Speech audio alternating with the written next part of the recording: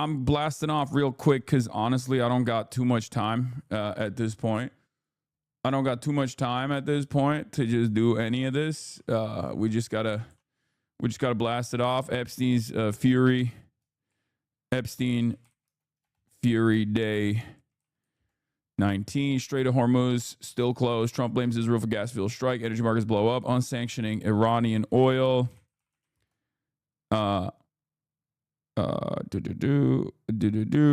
Right-wing Democratic Party think tank writes Wall Street Journal hit piece. Going to Cuba tomorrow. Will Trump drop Israel? Fuck no. By the way, I hope people understand that, like, when I'm talking about how Israel is running the show here, that doesn't mean that, like, Trump still doesn't have the fucking one phone call method. That's still absolutely something that he has at his disposal. Are you going to blast chatters in the ether if they come in with dumb, bad faith statements? Maybe. I don't think I have a lot of time to be able to do that, though, unfortunately. So who knows? Anyway, ad-free article. Oh, thank you. You were able to get the article and put it on Imgur. Am I crazy, or is that you can't associate with Hasanabi kicking the high gear when Newsom agreed to come on the broadcast? Yeah, no, they got like really scared that Gavin Newsom also sees me as like a gatekeeper, which he probably doesn't. So you fear not, you know. Do we have a blast off meme, chatters? Do we have a blast off meme? It seems like Iran might have actual MIRVs. Israel's Ben Gurion airport manager. There's a new type of weapon. It is not the same missile. Each one of the bombs can hit an aircraft, and the chance is higher than a single missile. Oh, yeah. That's a multiple reentry vehicle, right? Isn't that what that is? Doesn't that sound like something that has like submunitions that have targeting capabilities? MIRV. We'll talk about that. We're fucking obviously monitoring the living shit out of the situation. We will not stop monitoring the living shit out of the situation. You already know. This is the number one spot to monitor the situation, all situations, but specifically this morning when I was working out here. I'm gonna blast off real quick. This morning when I was lifting and I was weightlifting, I was listening to the daily, which is what I like to do because it makes me angry. And it helps me achieve a higher lift. It boosts my testosterone levels when I hear Michael Barbaro whisper sweet nothings into my ear and operate like a stenographer for the State Department, right? Especially as it pertains to foreign policy. It's very frustrating for me to listen. But this morning's daily was actually a little bit different. Many of you might have encountered this experience if you were tuning in during the post-October 7 period. You would hear me say something, and then maybe 2 months later, you would hear NPR repeat it, right? There was this like two-month latency period. Like we would talk about, you know, Israel utilizing drones that were sounding off like crying babies to try to get Palestinians out of their shelter so that they could literally kill them with drone strikes. I would cover that story, and then like no one else would really cover that story in mainstream news until like maybe like 2, 3, 4 months later down the line, you would see the same segment on NPR. The timeline from Hasanabi broadcast coverage to the New York Times has diminished because they are now openly admitting things that I was saying 19 days ago, as far as like what I think is going to happen. That's a major improvement as far as like how fast even the New York Times is coming to terms with certain realities. I think that is a testament to how bad the war effort is going. I think that is a testament to how much Donald Trump has fucked this entire thing up, specifically for capital owners. Right? Because the impact is being felt already. That people are terrified. I saw a Daily Mail article about like what it would look like if this war continued for 4 months. and what kind of collapse would take place in Europe and in Asia, right? Like people are talking about bread lines, riots, no more car travel, no more air travel, things like that for certain countries. So, you know, it's this encourage is panned out where this is 4 months from. What do you mean? Iran put out a footage of a F-35 being hit. No shot. Are you fucking kidding me, dude? Oh my God, American empire is so fucking over. It's not even funny. There's no way this is real, right? No fucking shot. Oh my God. Oh my God. Oh my God. Oh my God, it's real. Oh my God, it's real. Oh my God. Oh my God, it's real. Oh my God. CENTCOM confirmed it. CNN confirmed it. Oh my God. That is crazy, brother. That is our premiere. This is the next gen. This is the next gen. Oh no. Oh, we are so fucking washed, dude. Oh my God. Oh, U.S. air supremacy. Oh my God. The F-35 multi-role fighter jet. Something that costs almost $1 trillion fucking dollars.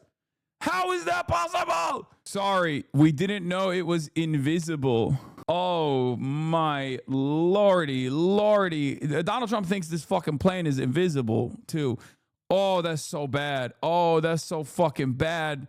Oh, that's your healthcare. That's literally your healthcare. That is your healthcare that just perished, okay? We could have had high-speed rail, a network of high-speed rail in this country. We could have had, oh my God, we have the fuck-ass jet F-35 multi-role fighter jet instead of healthcare in this goddamn country, instead of fucking schools, instead of high-speed rail. Oh my lordy, that is crazy. That is actually crazy. Oh my Lord, that is wild. Wait, someone make this with QRT it with this? No, someone make it with, okay, I'm gonna fight IRGC. Damn, IRGC got hands. Or Iran. By 2017, the program was expected over his lifetime until 2070 to cost $406 billion for acquisition of the jets and $1.1 trillion for the operations and maintenance. Stop playing with me, dude. Inside Wire said it's fake. I mean, if CNN says it's real, CENTCOM says it's real, who the fuck gives a shit about what Inside Wire is saying, you know? Oh my Lord, dude. Sources tell me the F-35 is stable. Please, God. Bro said, here you go, and then sent this cropped ass image. Bro, this is ass. This is ass. Yeah, let me tune into Benjamin Shapiro. I want to hear what he has to say about whether or not this F-35 was shot. I don't see why any jet is incapable of being shot at. Brother, I need you to understand something, okay? The F-35 multi-role fighter jet is supposed to be the last generation fighter jet that the United States currently has at its disposal. It is one of the most costly endeavors we have engaged in, totaling more than $1 trillion fucking dollars. If they are capable of being taken out by, relative, like conventional loitering munitions or surface-to-air missiles, that directly contradicts the air superiority argument that the American government can utilize. That also is a major blow to the confidence that we could have. This is not like some old tech that we're working with, where our foreign adversaries have had years and years and years of combat experience to basically design a way to successfully counteract. It's unbelievably bad. It is unbelievably bad if the F-35 is actually taken out by Iranian anti-air missiles. Do you understand? It shows two things. Number one, they still have denial capabilities. Okay, Iran still has denial capabilities, and they're very successfully utilizing it. Number two, it also shows us that the American air superiority is busted and dusted.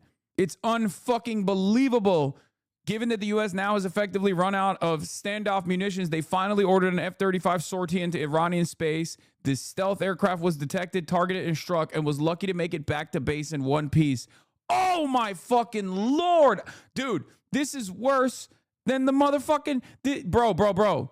This is literally worse than the gas field shit, okay? For all the missile autists, for all the plane autists, this was something that I could not believe when the New York Times initially reported that a F-35 was dinged by the Ansar Allah, the Ansar Allah loitering like anti-air defenses. I thought there's no shot. How the fuck would the Ansar Allah movement have a capability to hit the F-35? It turns out they did. It turns out this is real. Yeah, F-35, turd. F-35 is right. The OSINT tech nerds are saying that Iran is a totally new type of radar that our stealth fighters don't even register. If you look, that F-35 didn't even evade. They had no idea it was coming. I don't understand it. If this is real, it is a fucking devastating blow. Dude, you know what this reminds me of? It's like people thinking that, you know, we have the best cavalry units, okay?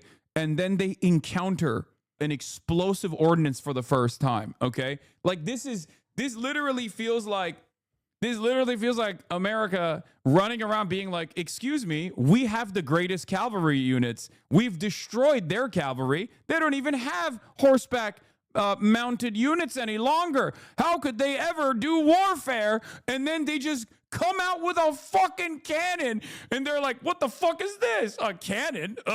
Whatever this thing is. Seems kind of stupid to unfold this on the battlefield, and then boom, out of nowhere, you're like, what the fuck? You understand? Like this, if this is a mass producible, repeatable incident, this literally renders the F-35 like tanks, basically. If Ukraine and Russia showed that tanks were unreliable in drone combat, this is yet another instance where it's done. Like, there's no, like, why the fuck would you use this? Why do I not find this shocking at all? I mean, am I crazy? Did I just like lean into the crazy coverage on the fucking F-35s that I just assumed that it wouldn't be like this $1 trillion operation would not be taken out by fucking Iranian missiles this easily? Is this China tech or Iran tech? I don't. Oh my God, dude, I can't, it's unbelievable. It is fucking unbelievable. You don't believe in Chinese tech? No, I do believe in Chinese tech. I don't know if this is a Chinese missile or a Chinese surveillance system. I don't know if it's any of that. Okay, we don't know. I don't know. I'm not a missile autist. I don't know what the Iranian capabilities are. I have a lot of. I've been steadily impressed every single day with like not only the Iranian resilience so far, but also their engineering and their ingenuity in general. They have, you know, it's a nation of fucking nerds. Okay, this is what happens when you got a nation of chud ass nerds. Their highest ranking officials are chud ass nerds when it comes to fucking, you know, merging Western philosophy and Eastern Islamic principles. They got like 18 PhDs. All that's what their leadership looks like. And their entire fucking government structure is designed by engineers. It's the most engineering country of all time. So maybe they have their own version. I don't know if it's the Chinese one, but it's yeah, this is crazy. I gotta text Felix. Holy fuck, dude. That is crazy, brother. What the hell? I gotta fucking call Marat. Let's not get away with it too much. Russia and China are helping Iran, buddy. Okay, dude. Listen, that could be the case here, but like the idea, dude, I can't believe it. I can't believe it. It's $1 trillion. It's $1 trillion. $1 trillion. Are you fucking kidding me? I'm losing my fucking mind. I can't. Yeah, the F-35 is so stealthy that even the taxpayers can't see where the $1 trillion went. Done. It's done. It's over. Pack it up. Bring everybody back home. Bring the boys back home right now. Bring the boys back home right now. It's over. It's over. American imperialism is over. It's done. Pack it up. Bring the fucking troops home right now. No more warfare. We gave this straight to Iran. Just give it up. Give it up. It's over. It's over. $2 trillion. Are you fucking kidding me? Are you fucking kidding me? Wrap it up. Wrap it up. We could have built millions of miles. We could have done a robust high-speed rail network with that money. We could have literally fixed our entire infrastructure. We could have designed socialized medicine in this fucking country. I can't believe it. This is unbelievable. Oh, will Amerivassal still buy the plane? Who gives a shit? Let him buy it, okay? Dude, I'm sorry. The Axis is cooking our assholes right now. Is done. Is done. It's time to become England. It's time to become England. This is the moment, okay?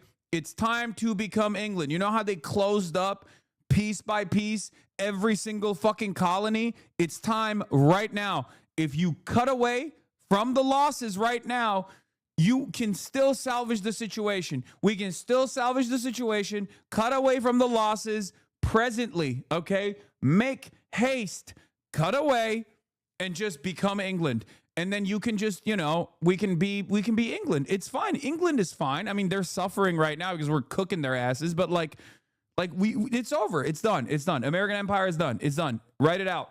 What? The whole F-35 program was $2 trillion? Yeah, you think I think every F-35 is $1 trillion? Are you fucking insane? No. I'm saying that the functionality of the F-35, which is a true $2 trillion project, is literally evaporating in real life in front of your eyes. If the latest generation American multi-role fighter jet can be taken out with Iranian munitions like this, it sucks. It's useless. The F-35 got obviously hit by some optical targeting system like the Iranian Object 359, some very cheap but clever system. The F-35 didn't even use its flare, so it wasn't some manpad. That's what I'm saying, bro. They didn't even know it was coming. Are you fucking kidding me? $2 trillion? $100 million per plane right now. That's $2 trillion with the overall fucking cost of the program down the goddamn toilet. I'm like I said, I'm not a plane autist, right? I'm not a plane autist at all.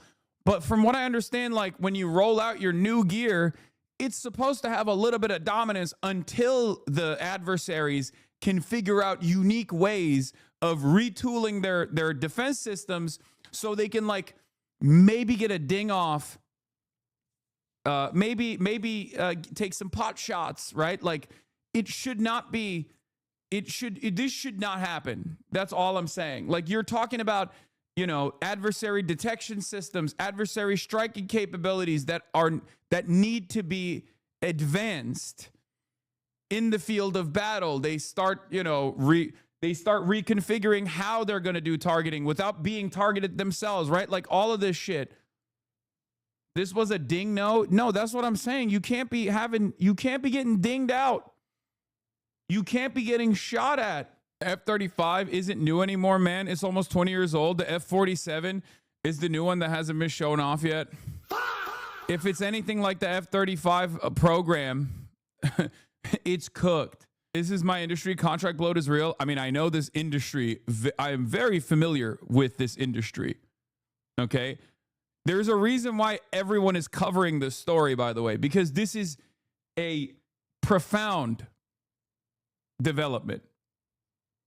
It's also F-47 is meant to replace the F-22, not the F-35. I mean, this is insane. What you're saying is true, but without real combat to test these things out, people developing the weapons can make wrong assumptions. Same thing happened with naval warfare during the First World War. Okay, but this is a spectacular failure, especially because America has been at war non-fucking stop. Non-fucking stop. Bro, you don't know our real multi-role supremacy. She goes to another school. Holy fuck, dude. God damn, please just pack it up. Please pack it up. Please pack it up. Pack it up. Pack it up. Pack it up. Pack it up. Just pack it up. We got to pack it up ASAP, bro. We got to pack it up ASAP. It's done. It's over. It's done. It's over. The important thing here is not whether an F-35 was shot down. It was the fact that Iran's air defense was able to detect, track, and lock onto and shoot and damage an F-35 without the F-35 even knowing that it was actually locked onto. Like, look at this. Breaking. IRGC claims F-35 hit over central Iran. Footage unverified. Iran's Islamic Revolutionary Guard Corps said its air defense struck a U.S. F-35 fighter jet around 2:50 a.m. over central Iran, claiming the aircraft was seriously damaged and likely crashed, though its fate remains unclear. So I need you to understand something. This means, one, Iran still got hands, which we knew already, okay? And what I mean by that is, like, they very clearly still have anti-air defense systems in play. What happened to the air superiority argument? America was like, oh, dude, it's over. We already have full-blown air superiority. What did I tell you? I told you that they have weapons that they fucking roll out randomly. They don't have stable, fixed position anti-aircraft munitions because they would get lasered like on day 2. So they periodically roll out their fucking anti-aircraft weapons, okay? I told you that. And these guys kept repeating this nonsense that America had established air superiority. And clearly they believed their own fucking nonsense because otherwise they wouldn't have rolled out the F-35. So that's number one. So their defenses have not been obliterated, clearly, okay? Number two, this puts a direct blow in the American force projection capabilities. If your last gen fighter jets, if your last gen multi-role fighter jets that cost $2 trillion with the R&D and with all the fucking procurement are getting dinged without even noticing that they're getting dinged by Iranian missiles, is over. Is over. Bro, like, anyone after today that comes at me and tries to say, well, bro, we would fucking destroy China, can suck my cock from the entire back, okay? You can start sucking from my asshole before you get to my penis. Are you out of your fucking mind? Are you out of your fucking mind, dude? Look at this. Yani Erdoğan haklı mı çıktı? No, Erdoğan hala istiyor. Erdoğan hala istiyor.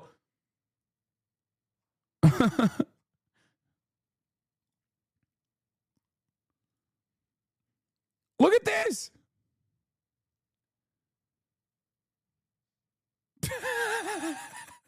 That's crazy. The IRGC said the incident follows the interception of more than 125 American Zionist drones, pointing to what it described as improved air defense capabilities. The claimant footage remains unverified, except there's an update. U.S. F-35 fighter jet damaged by suspected Iranian fire makes an emergency landing at a U.S. airbase in the Middle East, sources say. Bro, we have daisy-chained stratotanker after stratotanker after stratotanker because we don't have any fucking bases in the region that aren't in arm's length distance from Iranian drone strikes and Iranian cluster munitions. So we literally have designed this complex daisy chain of stratotankers that are refueling these planes because they have to start their flight from all the way out there, as far as they possibly can get. And then they make their motherfucking way to the Iranian airspace and they get clapped? Oh my God. Oh my God. Sorry, we didn't know it was invisible. Greetings from Serbia.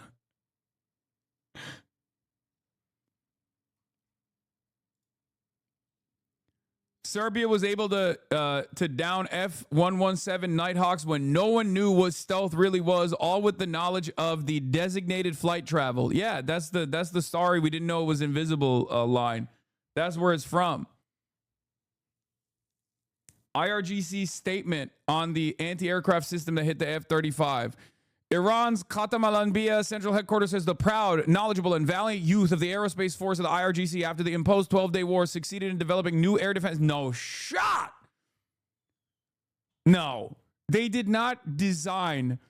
There's no way that they were like, get the autists together. We have to find a new air defense system. Write it off. Since the 12-Day War, they did not design a new anti-air defense system since the last 12-Day War. This has to be Chinese tech. Okay, I take it back. Initially I was skeptical that it was Chinese air defense, but now I think it must be Chinese because yeah, you can't just fucking design an anti-air defense system in like a matter of months. Okay. Never mind. Okay. Yeah, they were like rushing the Tylenol babies right now. We got to get all of our maximum autists on the job. Says you? No, that doesn't make any sense, chatter. You're out of your fucking mind. You can't just like develop a new indigenous missile system inside of Iran with all the fucking sanctions in a matter of like a couple months. Okay, that's not how this works. Anyway, the proud, the knowledgeable, the valiant youth of the aerospace force of the IRGC after the imposed 12-Day War succeeded in developing new air defense equipment and systems and deploying them in the country's integrated air defense system, striking the legendary power and invincibility of the ultra-advanced 5th-generation American F-35 aircraft, breaking its aura for the first time in the world and discrediting it. If 60% of all STEM graduates in Iran are women, then they got the scariest type of autism there, girl autism. Yes, bro. Yes. Iran is developing new tech at anime speeds not seen on this earth before. I mean, look, people love an underdog story. I wonder if this is how they felt when they were watching America just like punish Vietnam for no fucking reason. And we were just sitting there being like, why are we doing this? We shouldn't do this. It's got to be like a similar experience, right? Where it's like nobody wants this except for like maybe a couple people that really want this. And they want it because they want it at the behest of a foreign nation. And we just kind of have to sit here and be like, oh, another day, I guess. F-22 cortisol spike. That missile was fucking moving too goddamn. Yeah. Is Iran actually Wakanda? Yeah, it's Wakanda for the autism. It's autism Wakanda. Also, China is kind of like that too. Let's be real. Remember, another country with fucking STEM lords out the wazoo, out the ass. Watch them blame the pilot. They're gonna be like, it's a woman pilot. Yeah, this is a tremendous failure for American ingenuity. This is unbelievable. I mean, it's totally unfucking believable. I need to see the cope on this shit. I need to see the cope on this right now. What happened to all the fucking pro-NATO O's and Andes that were like, excuse me, who's to say we have not accomplished our military objectives? We've decapitated their leadership and we double tapped a school. That's a success. Iran gonna find out why we don't have healthcare. It's like, bitch, you don't have healthcare. You are the one who doesn't have healthcare. You're asking the wrong questions. You're making the wrong statements. You should be saying, we should have healthcare instead of this. You don't even have the force projection confidence booster any longer. How do you sit here and watch $2 trillion light on fucking fire?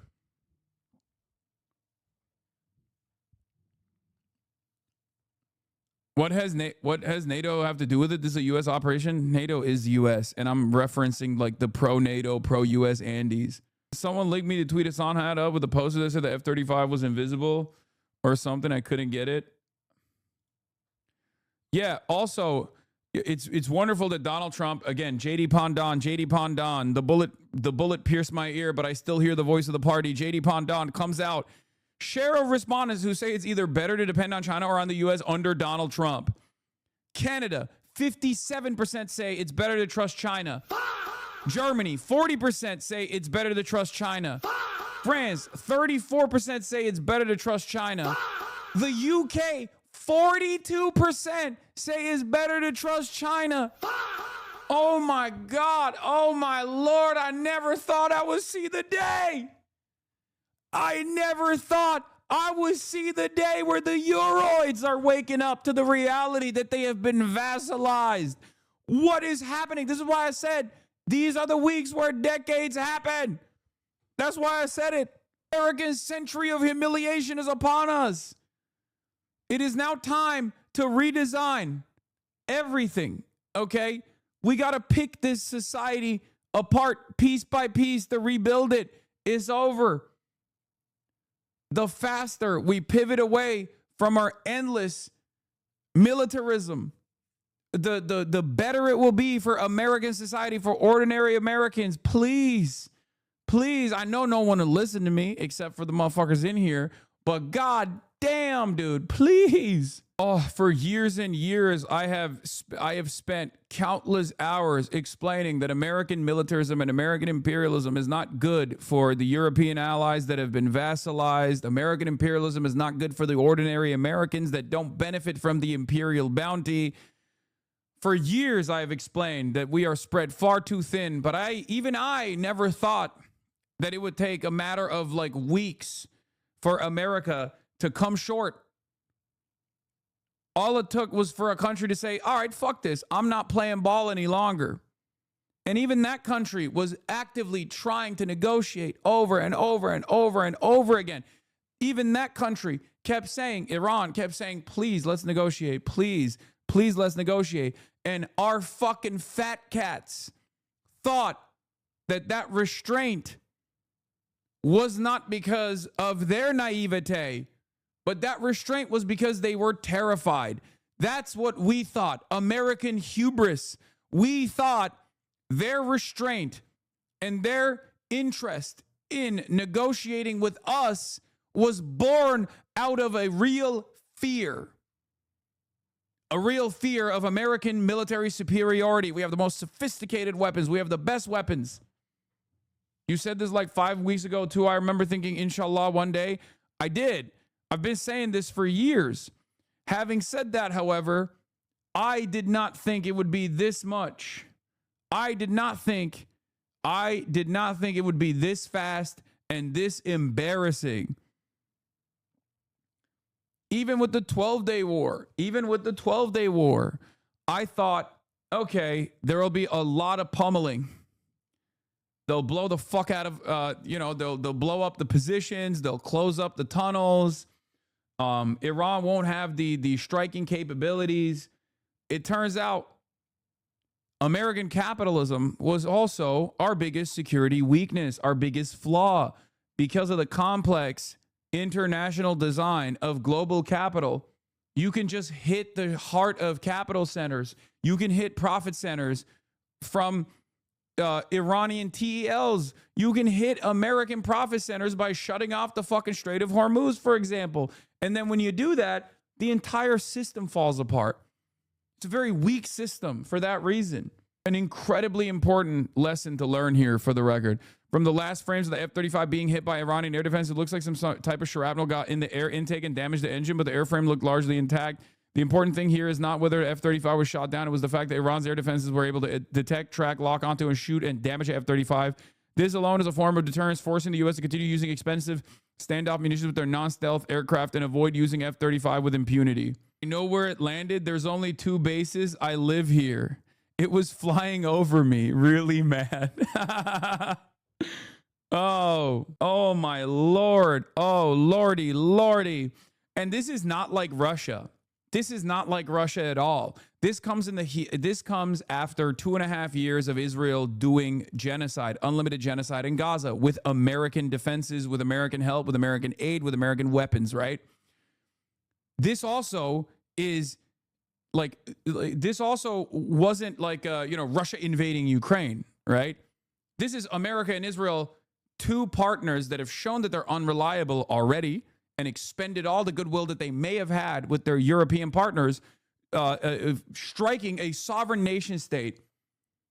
So right now is open season for Iran. They have every right to defend themselves. So every single thing that they do, every single military goal that they achieve, every single profit center that's hit is not being, the blame and the responsibility is not being put on Iran. It's being put on America and Israel.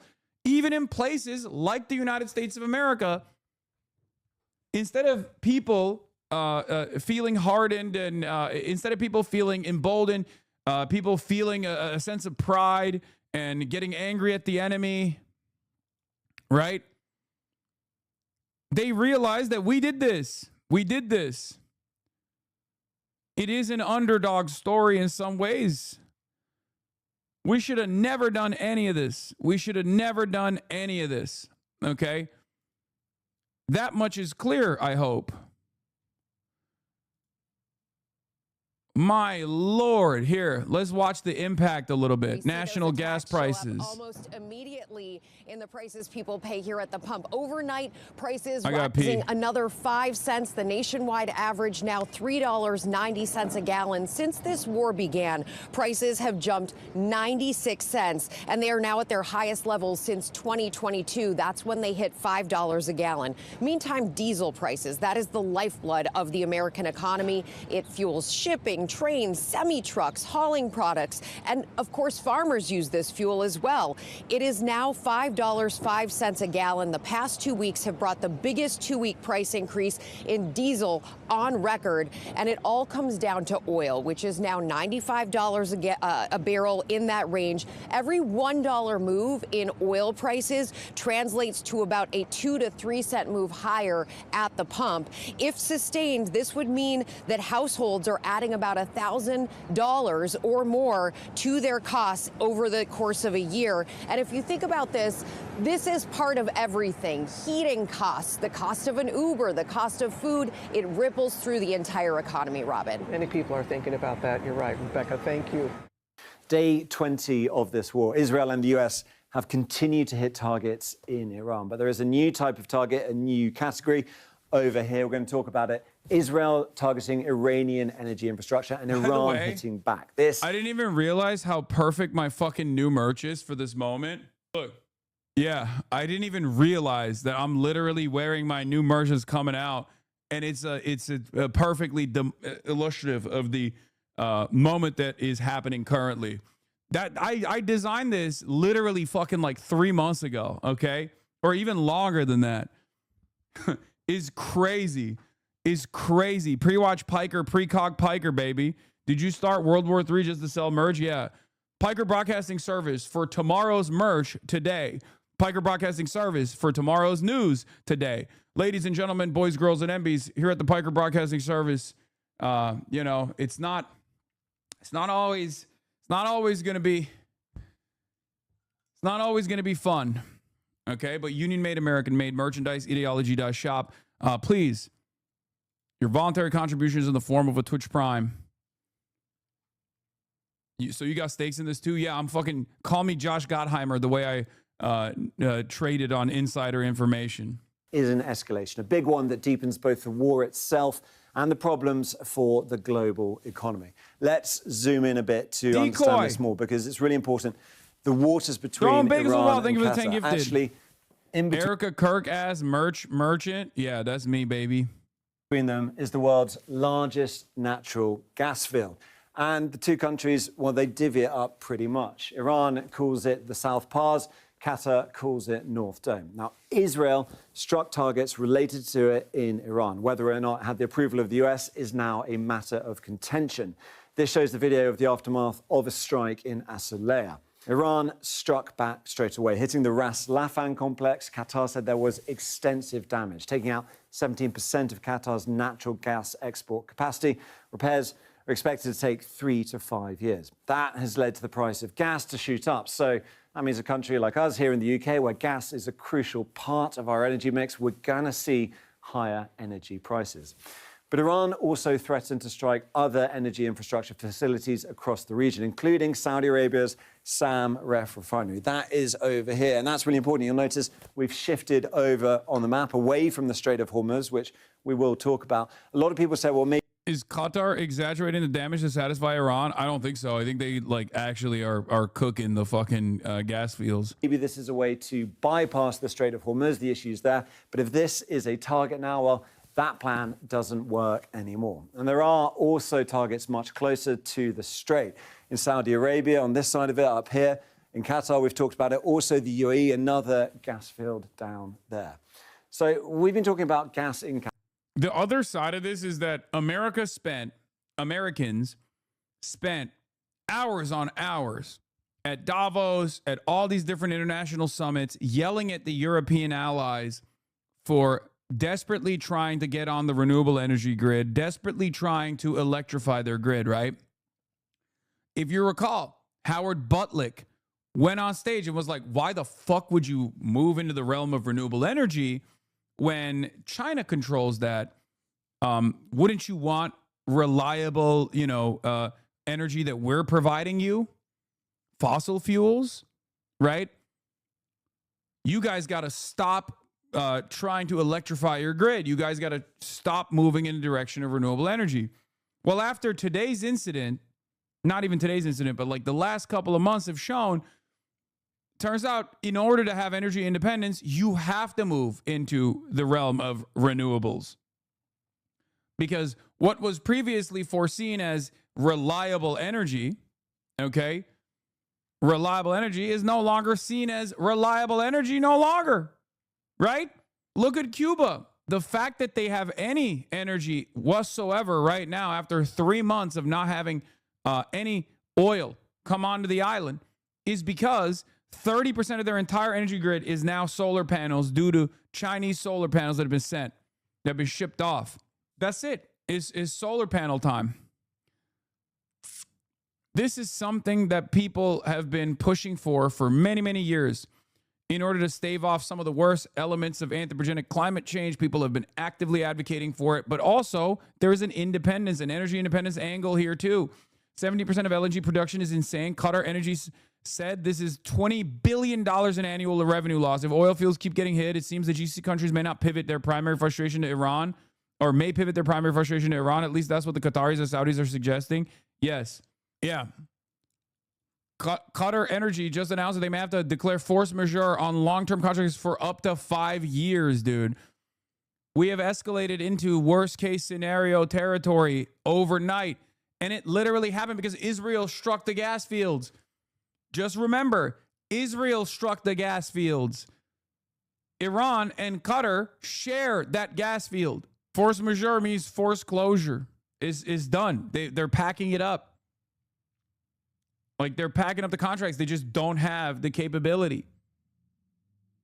That is an unbelievable energy crisis. That's precisely the reason why, by the way, Donald Trump came out.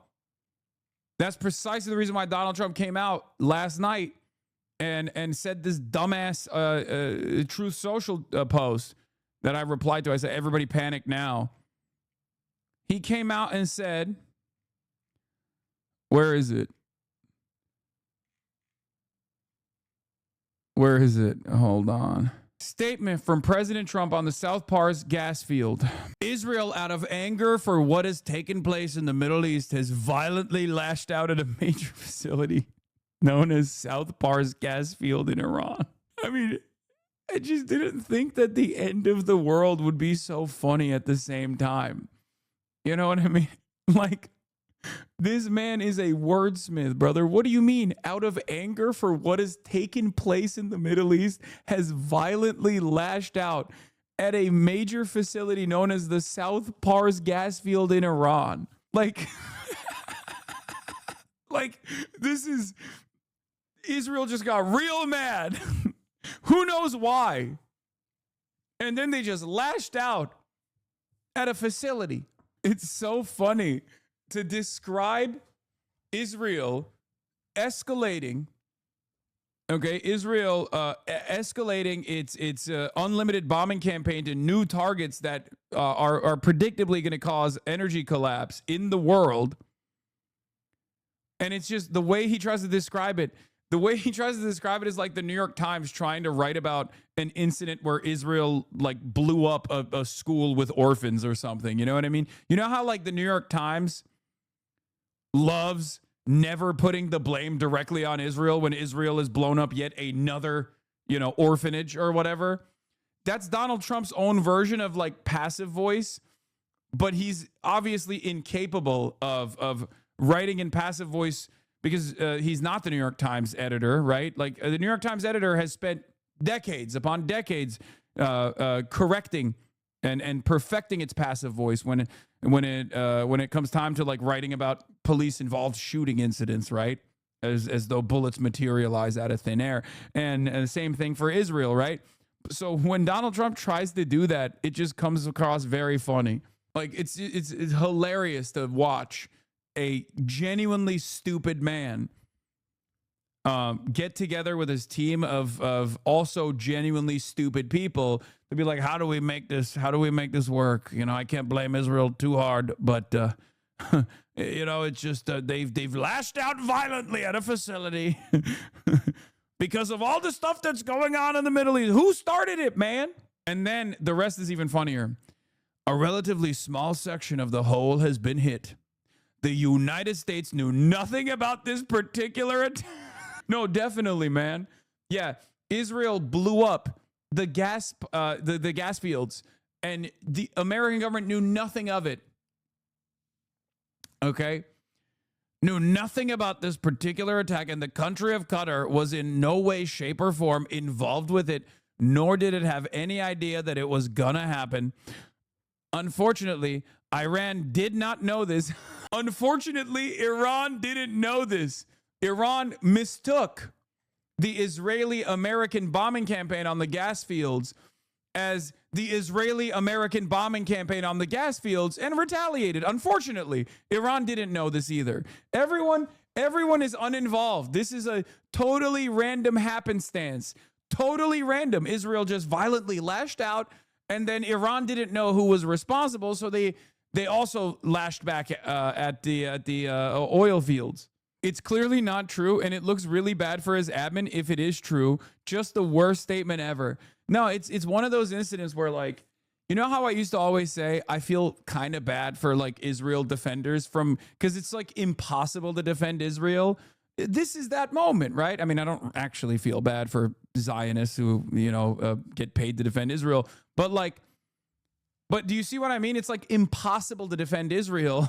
So if your job is to do PR for the apartheid, the genocidal apartheid state, the Zionist entity, you're going to have a hard time. You're always going to look like a fucking idiot.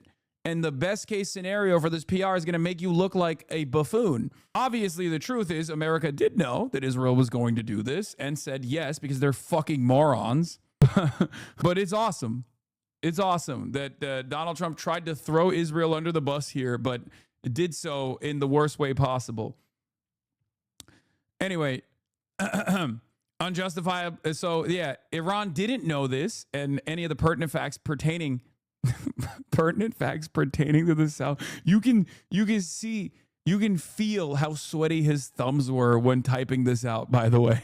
Or any pertinent facts pertaining to the South Pars attack and unjustifiably and unfairly attacked a portion of Qatar's LNG gas facility. No more attacks will be made by Israel pertaining to this extremely important and valuable South Pars field unless Iran unwisely decides to attack a very innocent, in this case, Qatar. Very innocent, in this case, Qatar, in which instance the United States of America, with or without the help or consent of Israel, will massively blow up the entirety of the South Pars gas field at an amount of strength and power that Iran has never seen or witnessed before. Now, understand something. This part doesn't match up with this threat. Because guess what? You are writing, many people are saying, the most anxiously typed truth social post imaginable because Iran got struck and then retaliated. So if your threat, okay, if your threat in this instance is we'll blow it up even harder, well, then they have nothing to lose, don't you think? Because this is how escalation works. You escalate, and then they escalate, okay?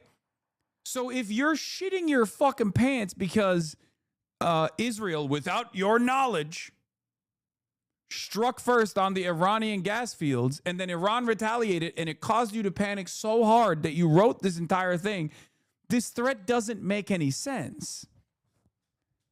You can't just be like, Israel really fucked up by striking this gas field, and then Iran didn't know any better, so they struck back, but if Iran does it again, we'll blow it up even harder. It doesn't make sense. Then, okay, you blow up the gas fields, Iran will literally nuke the entire energy production in the region. Like, this logically doesn't make sense. Okay? Also, it's pretty funny where he's like, without the consent of Israel. What do you mean? Why the fuck do we care about the consent of Israel? You goddamn dog. You're the American president. Act like it. Anyway, will massively blow up the entirety of the South Park gas field in an amount of strength and power Iran has never seen before. He's like a child. I do not want to authorize this level of violence and destruction because of the long-term implications that it will have on the future of Iran. But if Qatar LNG is attacked again, I will not hesitate to do so. Thank you for your attention to this matter. President Donald J. Trump. Military genius, dude. Yeah, I hate to be the bearer of bad news, but if infrastructure like this gets blown up as of this moment, it will take at least a decade to recover from this war. And the truth is that the world's energy picture has probably changed forever, which is true.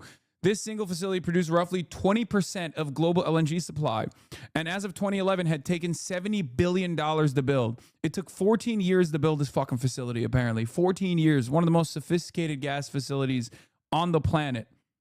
What makes this even worse is that Iran's strike on this was retaliation after Israel attacked the South Pars gas field, which draws from the same natural gas reservoir, which is the world's largest by far. That's what's so crazy about this. So if Iran didn't even retaliate, that still actually harms the Qatari interests. So they're getting double fucked in this circumstance. Qatar is getting fucked twice. First, when Israel strikes the same gas field, okay, just on the other side of the not the coastline, but like it's basically pieced up half and half almost between Qatar and Iran, right?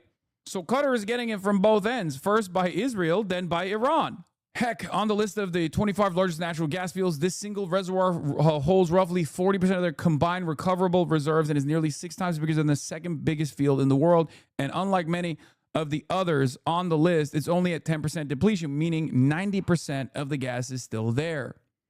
Which means that probably for many years, a huge share of the gas from the world's largest reservoir simply won't be extractable, as infrastructure on both sides, Qatar's and Iran's, has now been blown up. From a global energy supply perspective, we're deep in the worst case scenario territory.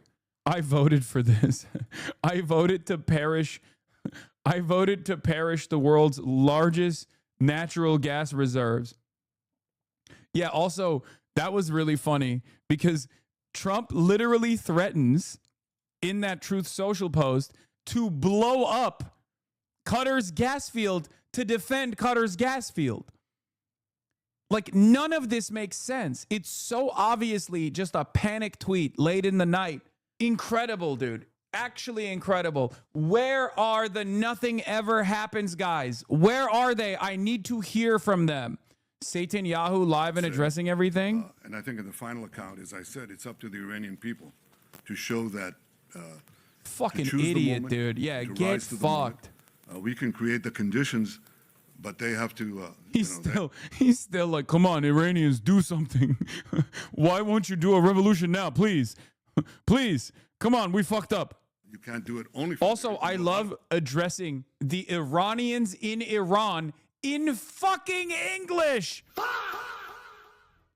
I love addressing the beautiful Iranian people in Iran that are going to rise up in fucking English. Know who this audience, you're the audience for this. Okay, well, not you, but like Trump is the audience for this. This is the audience for this is not the Iranian people, okay, who I don't think have had access to internet for the last 19 days regardless. For a transitional government, a democratic transitional government, or a moderate transitional government. I hope that it comes to being. I think it's too early to say. Next question from Richard Engel from NBC News. Good to see you again.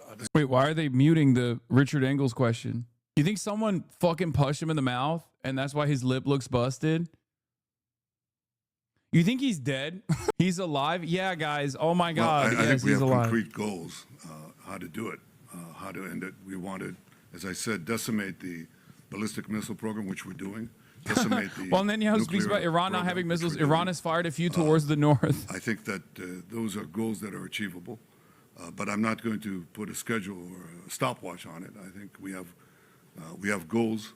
I think they mute the questions because they are worried that someone might ask a pretty bad one. This canard, something like that. That we drag the United States into it is not just a canard. It's ridiculous. A canard.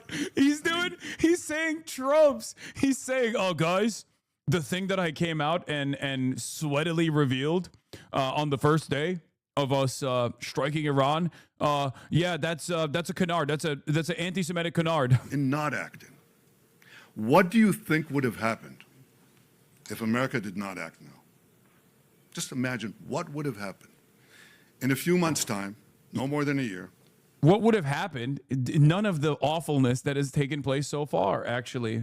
It would have been awesome. Things would have been so much better. The world would not be collapsing.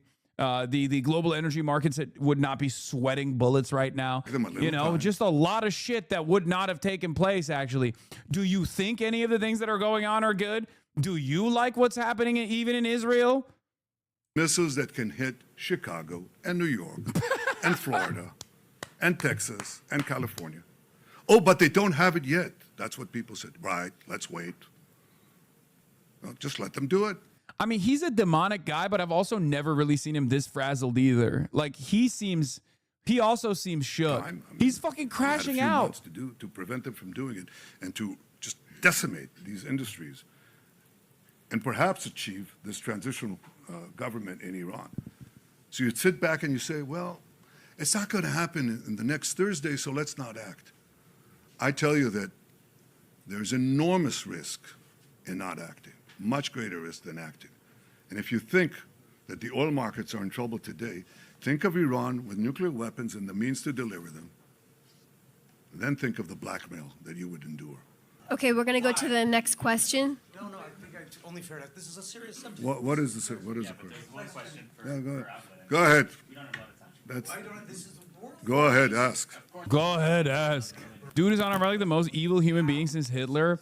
I mean, there's a lot of Hitlers. Like, I think Trump is also one of those guys, right? Like, it's not just Benjamin we have Netanyahu. achievable goals, and I'm not going to speak Like, Big about Yahoo is not the only Hitlerite out, okay? Make no mistake. I would say that America has its own legion of Hitlers as well, okay? Big Yahoo is just like one of the more visible and one of the more annoying ones. I think, and Americans understand this very well because we're real partners. I think that what has to be done is to have alternative routes. I don't know why I love calling him Big Yahoo. The choke points of the Hormuz Straits and the Bab el-Mandeb Straits, in order to have the flow of oil, just have oil pipelines, gas pipelines, going west through the Arabian Peninsula, right up to Israel, right up to our Mediterranean ports, and you've just done away with the choke points for forever.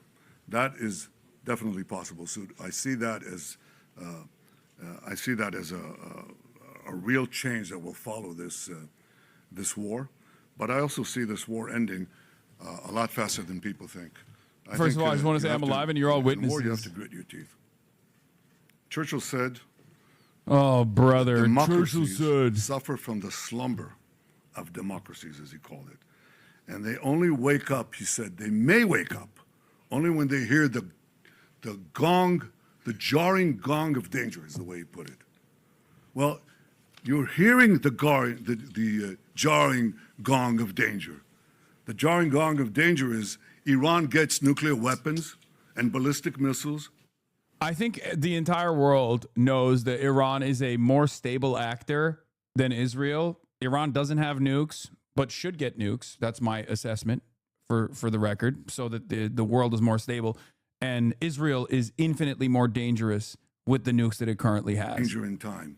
But leaders are tasked with the task of seeing danger in time and acting on it.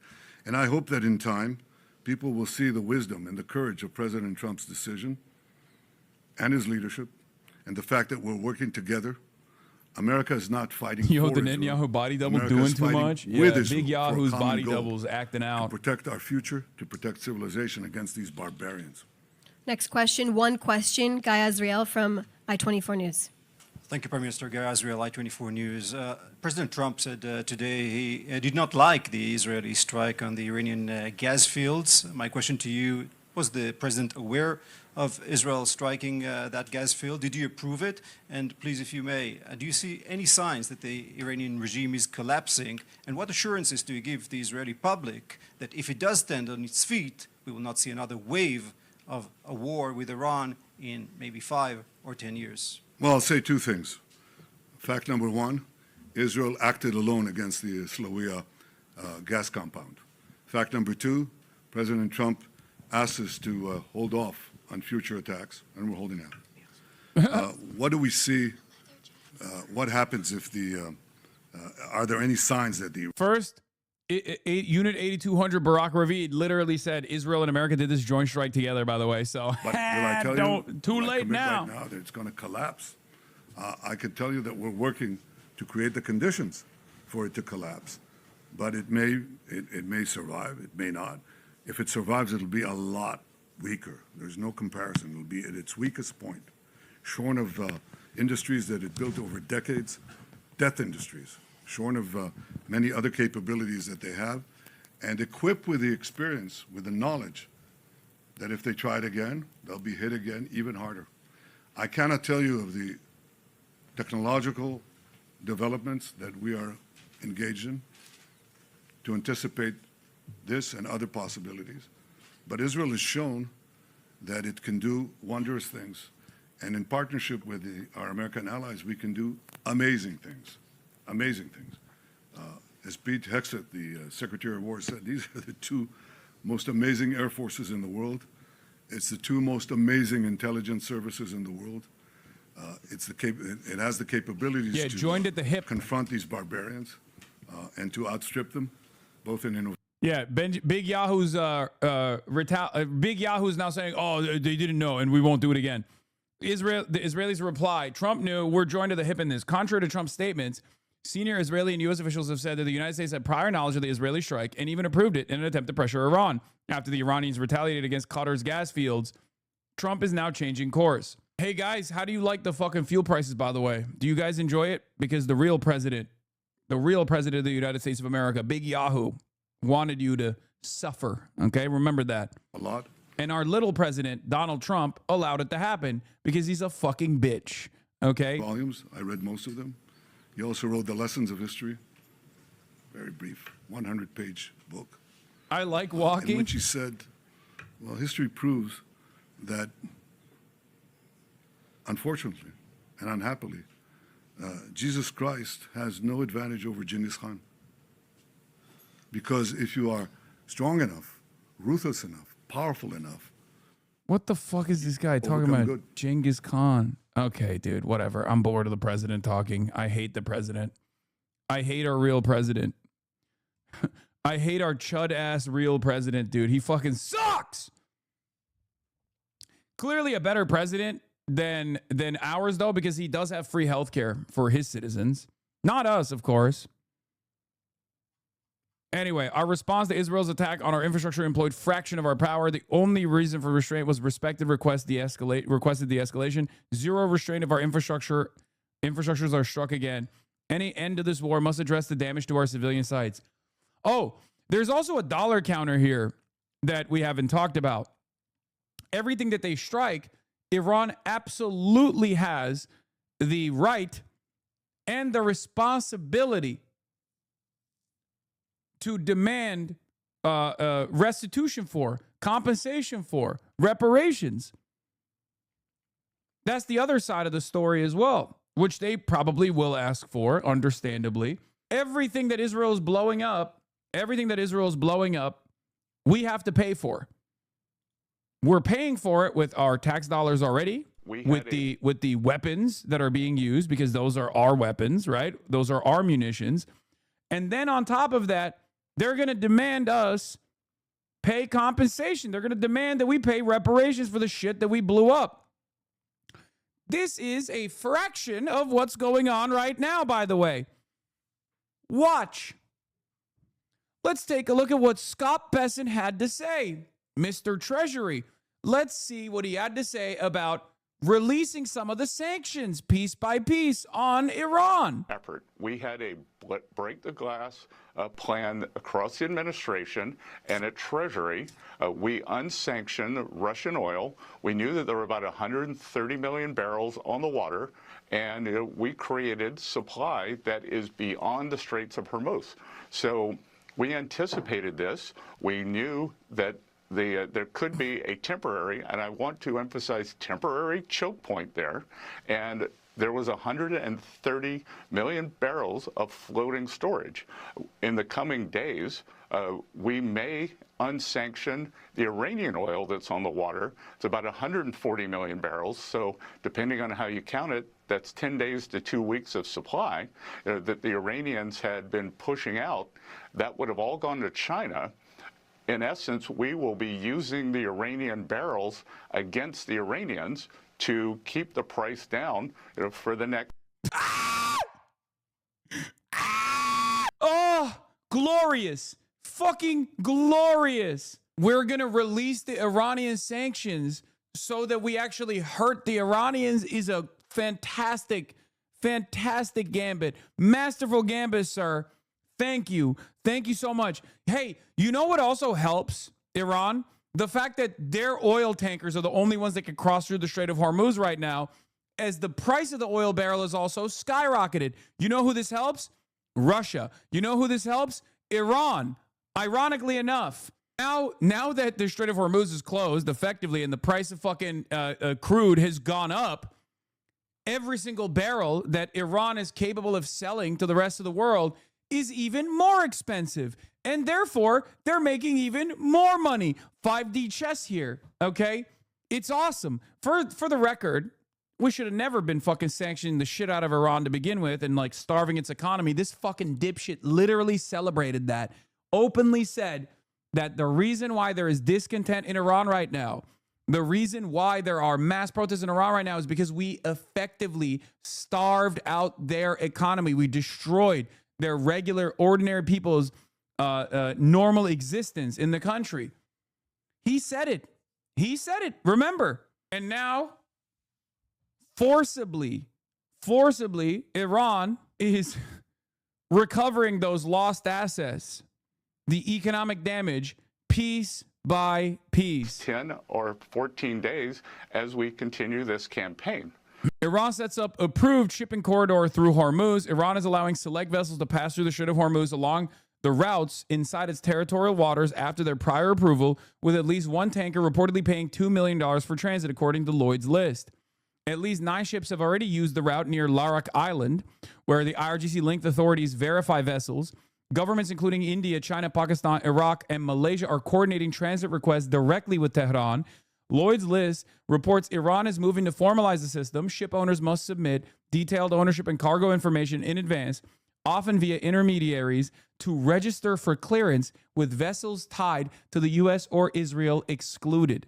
Traffic remains minimal, with just 15 transits recorded from March 15th to 17th, about 90% tied to Iran-linked trade or ownership. So now they're collecting a toll for pass-through, for safe clearance through the Strait of Hormuz. Not only have they effectively shut off the Strait of Hormuz, as we've talked about already, they are now rerouting vessels through one of their islands to collect a fucking toll. Incredible. Yeah. RIP Australia, I guess. My dumbass government is helping the USA so we won't get to make a deal for safe passage around. Fucking idiots. You'll see. I think that things will change. This is also part of the reason why Iran is directly communicating, from what I understand, with the French and the German and the British governments. I mean, maybe not the British one, actually, but they're definitely talking to the French government and the German government. Iran, by force, is getting the European vassals to decouple from America. Iran is utilizing capitalism to its advantage. The weakness of capital is that endless profits may flow. And if your goal is to keep this entire system together, a fragile system, as Iran has shown, okay, and you have to abide by your capital masters, your capital owning masters, you have to sometimes cut a deal with Iran. You have to forcibly decouple from the United States of America. It's brilliant. It's brilliant. Truly.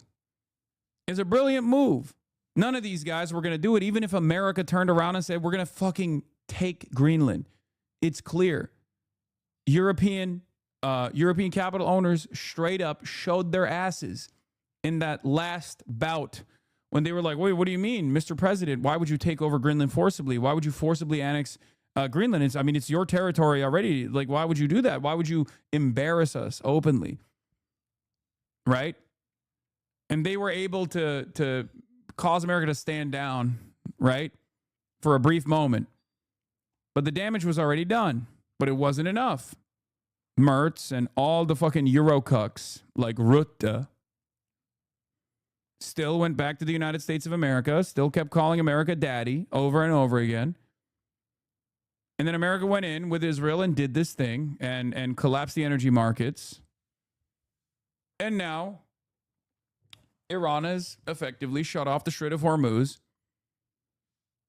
and is by force, one, showing what kind of damage it can do to American assets in the region, delivering blow after blow to the confidence that America had, or the confidence that allies had in American security assurances. And also, last but not least, collecting a fucking toll in the process and forcibly decoupling European vassal states from America, because European vassals also have their own capital masters. And when the order of global capital is disrupted this way, nation states remember that they have their own national interests. Yeah, the toll here, they openly stated it yesterday. They're planning to levy a 10% toll on all ships passing through the Strait of Hormuz. This will generate $73 billion a year, completely offsetting U.S. sanctions and paying for war damages. Talking about leveling a tax, a toll on ships. You know, in normal times, about $2 billion worth of goods pass through the Strait of Hormuz every day. So if you have a 10% toll, that would be $200 million. That would bring Iran about $73 billion a year. And that would be enough to offset the illegal sanctions that the country is going through. That would be enough. This is racketeering, eh? Are they taking payments in dollars? I don't know if they're taking the payments in dollars. They floated the idea of trading on the Chinese yuan, but I don't even think China wants that to happen. So I don't know if they just like kind of dropped that. But are they only regardless? The point is, people can say this is illegal all day, every day, but you know what else is illegal? Doing a decapitation strike on a fucking sovereign nation state, blowing up its energy grid, engaging in chemical warfare. So, sorry, sucks to fucking suck. You dropped it. You cannot fucking say, you cannot turn around and say, oh, why won't they abide by international law? They are dictating the terms of international law. If might is right, and this is something that I kept repeating, right? If might is right is the way of the land, if we're operating on those rules, then sometimes there will be another country out there who's crazy enough to fucking fight back, and then they rewrite the rules at their behest, at their to their benefit. This is a moment. You can't fucking complain about it. Okay? I know that for many Americans, we're so used to dominating other countries, right? That there's almost this weird entitlement, this selfish attitude where we're like, what do you mean you're fighting back against us? That's illegal. How dare you? How dare you blow up our military bases? This is something that I kept hearing from the Gulf states and America over and over again. They were like, Iran is fighting back against all of its regional neighbors. Why are they doing that? It's like, well, why the fuck do you think? You can't put American military bases and then engage in American military action against a fucking sovereign state and not expect them to retaliate. What the fuck's wrong with you? Fuck legality and fuck the rules of shipping and free trade fabricated by the pirate, looter, plundering, colonial, inhuman, parasite bastards to uphold super profit extraction for the global majority. True. This is what anti-imperialism looks like, by the way. And sometimes it's not going to be conducted by guys that are ideologically committed. Sometimes it's a mechanism of survival. This is a matter of survival for Iran. It's a matter of maintaining their dignity, maintaining their sovereignty. They are well within their rights to do this. Okay? This is what happens. This is what fucking happens when you go toe to toe with a country that's, backed into a corner where they have to fight their way out of it. Okay?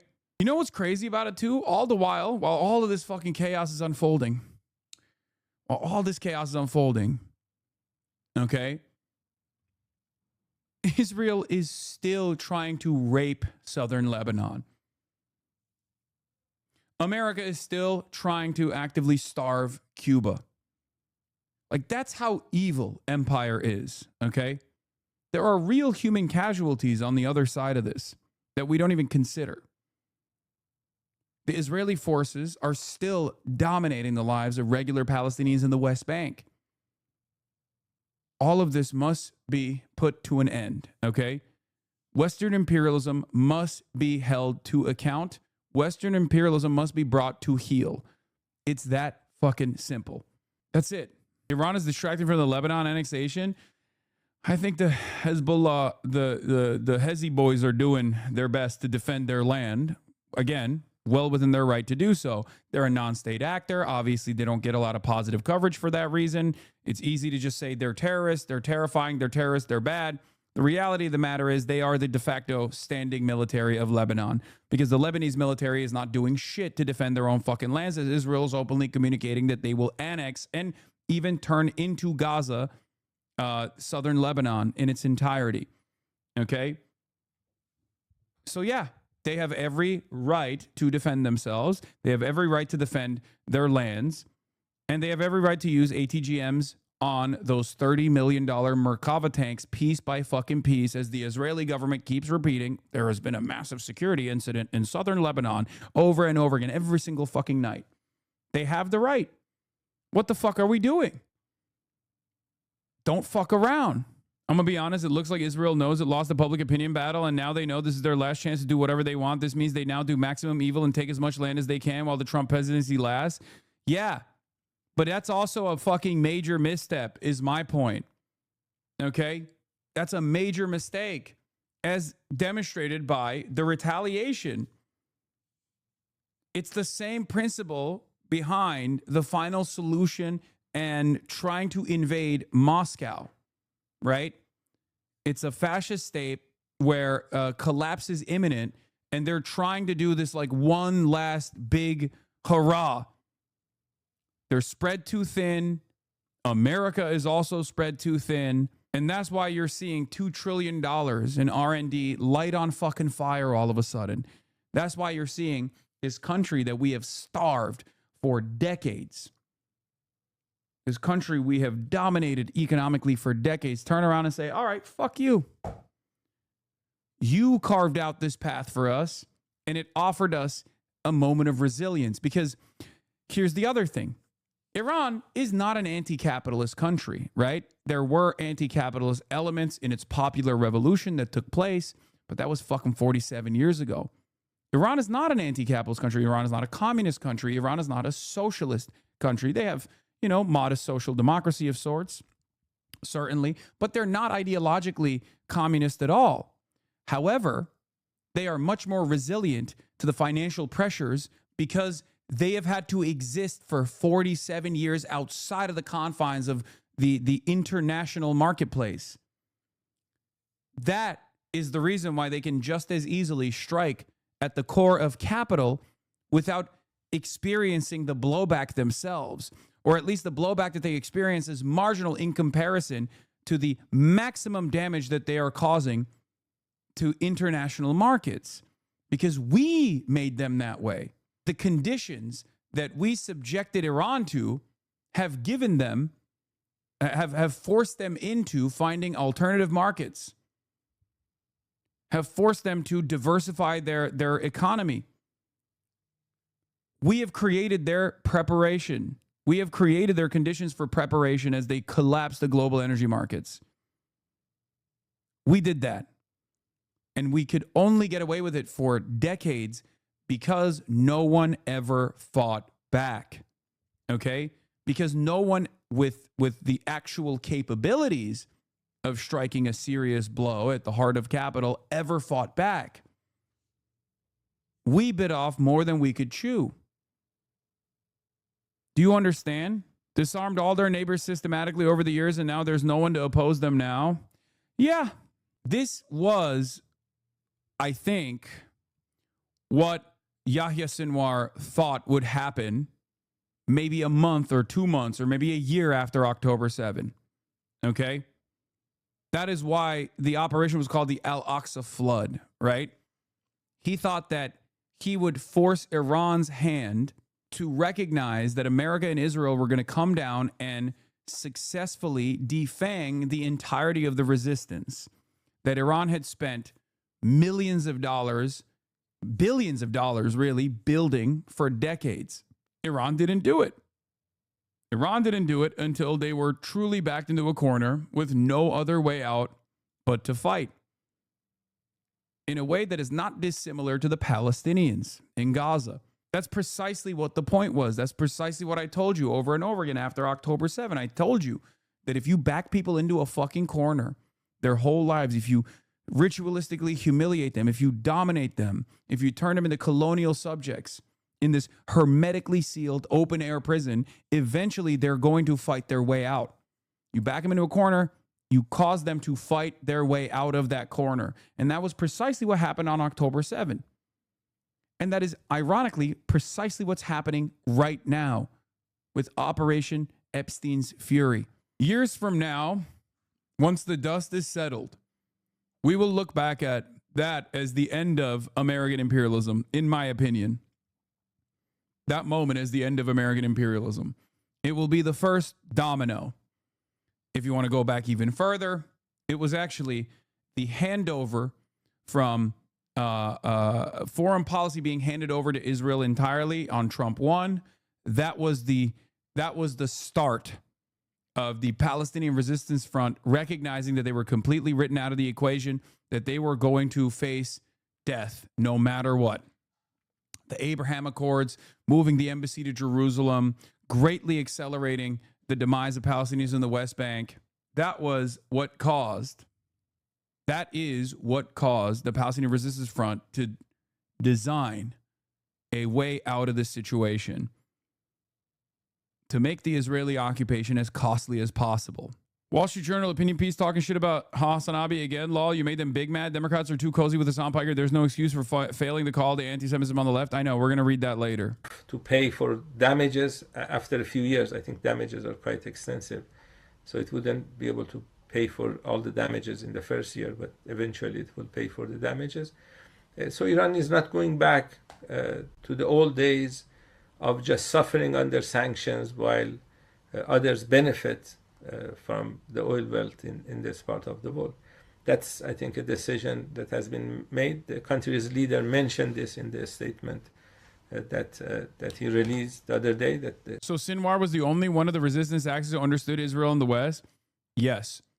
Yahya Sinwar, first of all, this is something that the Israelis also readily admit. Yahya Sinwar was in Israeli prison for most of his life, and he learned Hebrew, and he actually translated a lot of Hebrew works into Arabic as well. He developed relationships with a famous Israeli dentist while he was in prison. Anyone who is like remotely competent, whether they're Israeli or not, doesn't matter, will openly say that Yahya Sinwar truly understood Israeli society. Okay? He did. And absolutely, like Hassan Nasrallah is, people say I'm anti-Semitic for this. I say Hassan Nasrallah was a brilliant tactician as well. But Hassan Nasrallah was far more restrained, and I think at the end did not fully comprehend the true evil. Maybe they were a little bit too materialist, as a matter of fact. Hassan Nasrallah, I think, believed that Israel wouldn't go as far as it did because they would not blow up international markets, right? In the way that we're seeing unfold right now. Same with Ali Khamenei. I'm not a believer in the great man theory, but there are, even till his last breath, Hassan Nasrallah probably thought, oh, Israel's not crazy enough to do this. And then he was assassinated. He was martyred, right? As much as I also believe in dialectical and historical materialism, fascism operates on different boundaries, and one must recognize that. Yeah, the legend says that martyr Imad Mughnieh was once asked if Israel were to assassinate Syed Hassan Nasrallah, what would happen? He replied while laughing, they would have assassinated the most rational person among us. The same thing happened with Largiani. Israel assassinated Largiani. Everyone started writing all these reports about how he was one of the more rational, one of the more pragmatic actors. That, like, how could Israel assassinate one of the only people that that had the capacity to communicate with the West and had the interest in negotiating with the West, basically destroying another off-ramp for America. Because, evet. So that was the analysis. The guy who replaced him, I looked into his background, is even more of a hardliner. He's pro-nukes. The guy who replaced Largiani is pro-nukes and pro-mandatory hijab. So the IRGC, every time a leader is assassinated, the guy that takes his place is even more of a hardliner. So it's very clear how the IRGC is operating here. Their contingency is going in the opposite direction, not like showing over and over again. Okay? Showing over and over again. You kill us, it doesn't matter. The guy that replaces the person that you kill is going to be even more aggressive in their stance against Western imperialism. That's it. That's why they assassinate them. They want figureheads who can be portrayed as backwards barbarians. Yeah, brother, but it's pretty obvious that Iran has a talent pool that is very fucking deep as far as like people who are not backwards barbarians at all. These are very well-read people. Also, it doesn't even fucking matter, because no matter how sophisticated your weaponry is, no matter how expensive your munitions are, it's very clear that Iran is capable of engaging in asymmetrical warfare and making America and the rest of the global markets hurt. Yeah. Iran will drown the West with an infinite human wave of Kantian scholars and tenured Quranic economists. When you look at Chinese PhDs, a lot of them are like STEM lords, whatever, right? But then they also have like a doctorate in Marxist-Leninism.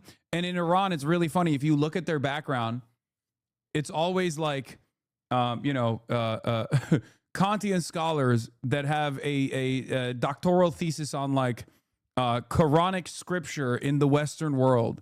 Analysts suggest Iran may have a strategic reserve as many as 500 million bureaucrats and public officials with widely cited PhD theses. Iran has the capability to produce more analytical papers on German idealism than our academic system is capable of rejecting, and risks exhausting the editors of every major academic journal within 2 to 3 weeks. Every single guy that is in the Iranian government right now is in their like 60s, or if they get killed, then they're going to be in their 50s. Every single one of them has fought in the Iran-Iraq war at the age of like 15. Okay, if you want to understand their background, it's always dudes who fought in the Iran-Iraq war at the age of like 15 and then got like 8 PhD. Every single one of these motherfuckers, they have combat experience and they are also highly educated. This is, so, you know, the assassinations don't matter too much. What is this? Didn't they shoot like 7,000 to 35,000? No, they didn't shoot 35,000. Civilian protesters, how are they liberal at all? They're not. Liberalism is done. We're not talking about the boundaries of liberalism anyway. Look at what liberalism has brought. Genocide, maximum genocide in fucking Gaza. A live-streamed Holocaust. That's what liberalism brought you. Liberalism is over. Okay? It's done. Wake up. Stop associating liberalism with a force of good, okay? It's crazy. States are invested in sovereignty and self-preservation. The American liberal state is invested in maximum domination of the global south at the behest of capital. It only took 100 years, but liberalism is dead once again. Okay? 100 years ago, when liberalism was being developed, it fell apart. What came was a wave of social democracies, fascism, and communism. And then America went to war with communism. Cold War happened. Cold War ended. Accelerated liberal capitalism for like since the 90s, for the last 3 decades, 4 decades. And now liberalism is failing once again. It's over. It's dying again. Even Fukuyama, Mr. End of History, has openly admitted 2 key principles were wrong. Okay? The end of history was wrong. That history has not ended. That liberalism is not going to thrive. and 2, that nation states that demand sovereignty must develop nukes. Those are 2 key things that I have been a believer of for at least the past decade. You got the number one dick rider of liberalism openly recognizing that both of those principal theories were completely fucking wrong, that they were abject failures. So if the top scholars are recognizing that, it's over, their most significant contributions to academia were wrong, you can keep holding on to the crumbs here and try to defend it, but it's done. It's over. Thought you changed your mind on nukes? I did, which is why I'm saying for the last decade, my mind has changed on nukes. According to statements by Israeli and American military officials, 320% of Iran's missile launches have been destroyed so far. They're also shitposting on American websites, which is even funnier. However, Iran continues to launch missiles at a high rate. Now the enemy aims to destroy up to 500% of them, a unique achievement for the U.S. military. Speaker of Iran's parliament mocks U.S. claims about the destruction of the missile launch capability. So what do you do? What do you do? If the world has changed, you have to change with it. If you don't, you die. It's that simple. America thinks it can still operate on yesterday's boundaries. America thinks, and this same thing goes for Zionists as well. Zionists in America still operate with like 2003 narratives, right? They still think they can just say like, oh, don't you dare defy Israel's demands. What are you, anti-Semitic? And everyone looks at them and goes, I wasn't before you said this, but now I might be, right? And it's precisely the same dynamic at play here. America thinks might is right. Politics favors them. Yeah, this was Yahya Sinwar in a 2018 interview. Criticizing the international community, Sinwar said Gaza only ever received attention when there's violence and blood. But the problem is not the resistance, but rather the occupation. Did you see the video where the soldier shoots at us and keeps laughing? He asked. Once they, the Jewish people, used to be like Freud, Einstein, Kafka. They were famous for their mathematics and philosophy. Today, only for the drones. What a shame. Did you see Zoran's wife's base post? I did. And I already defended. Pod Bros radicalization has been interesting to watch. Yeah. In this op-ed, Third Way actually argues that Epstein class is an age-old trope pushed by Jew haters on the left. Yeah, they're mad. This is Third Way Jim Kessler. We're all for a big tent, but the Democratic Party needs to draw a line in the sand. Hassan Piker and his fellow Jew haters belong on the other side. Brother, you got no motion. Who the fuck cares about Third Way, dude? Third Way has no real base. Never really had a base in the party anyway. But they just keep. They said Hasanabi said tax the Jews. Wait, ain't no fucking way they said that. Israel's Ministry of Diaspora Affairs recommended barring Mamdani's wife Rama Dawaji from entering Israel, citing her social media activity. Dawaji has not expressed any plans to visit Israel.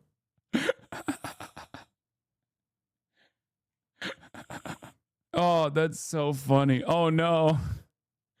Oh, no. She can't visit the apartheid state that's doing a genocide, that's getting peppered with fucking...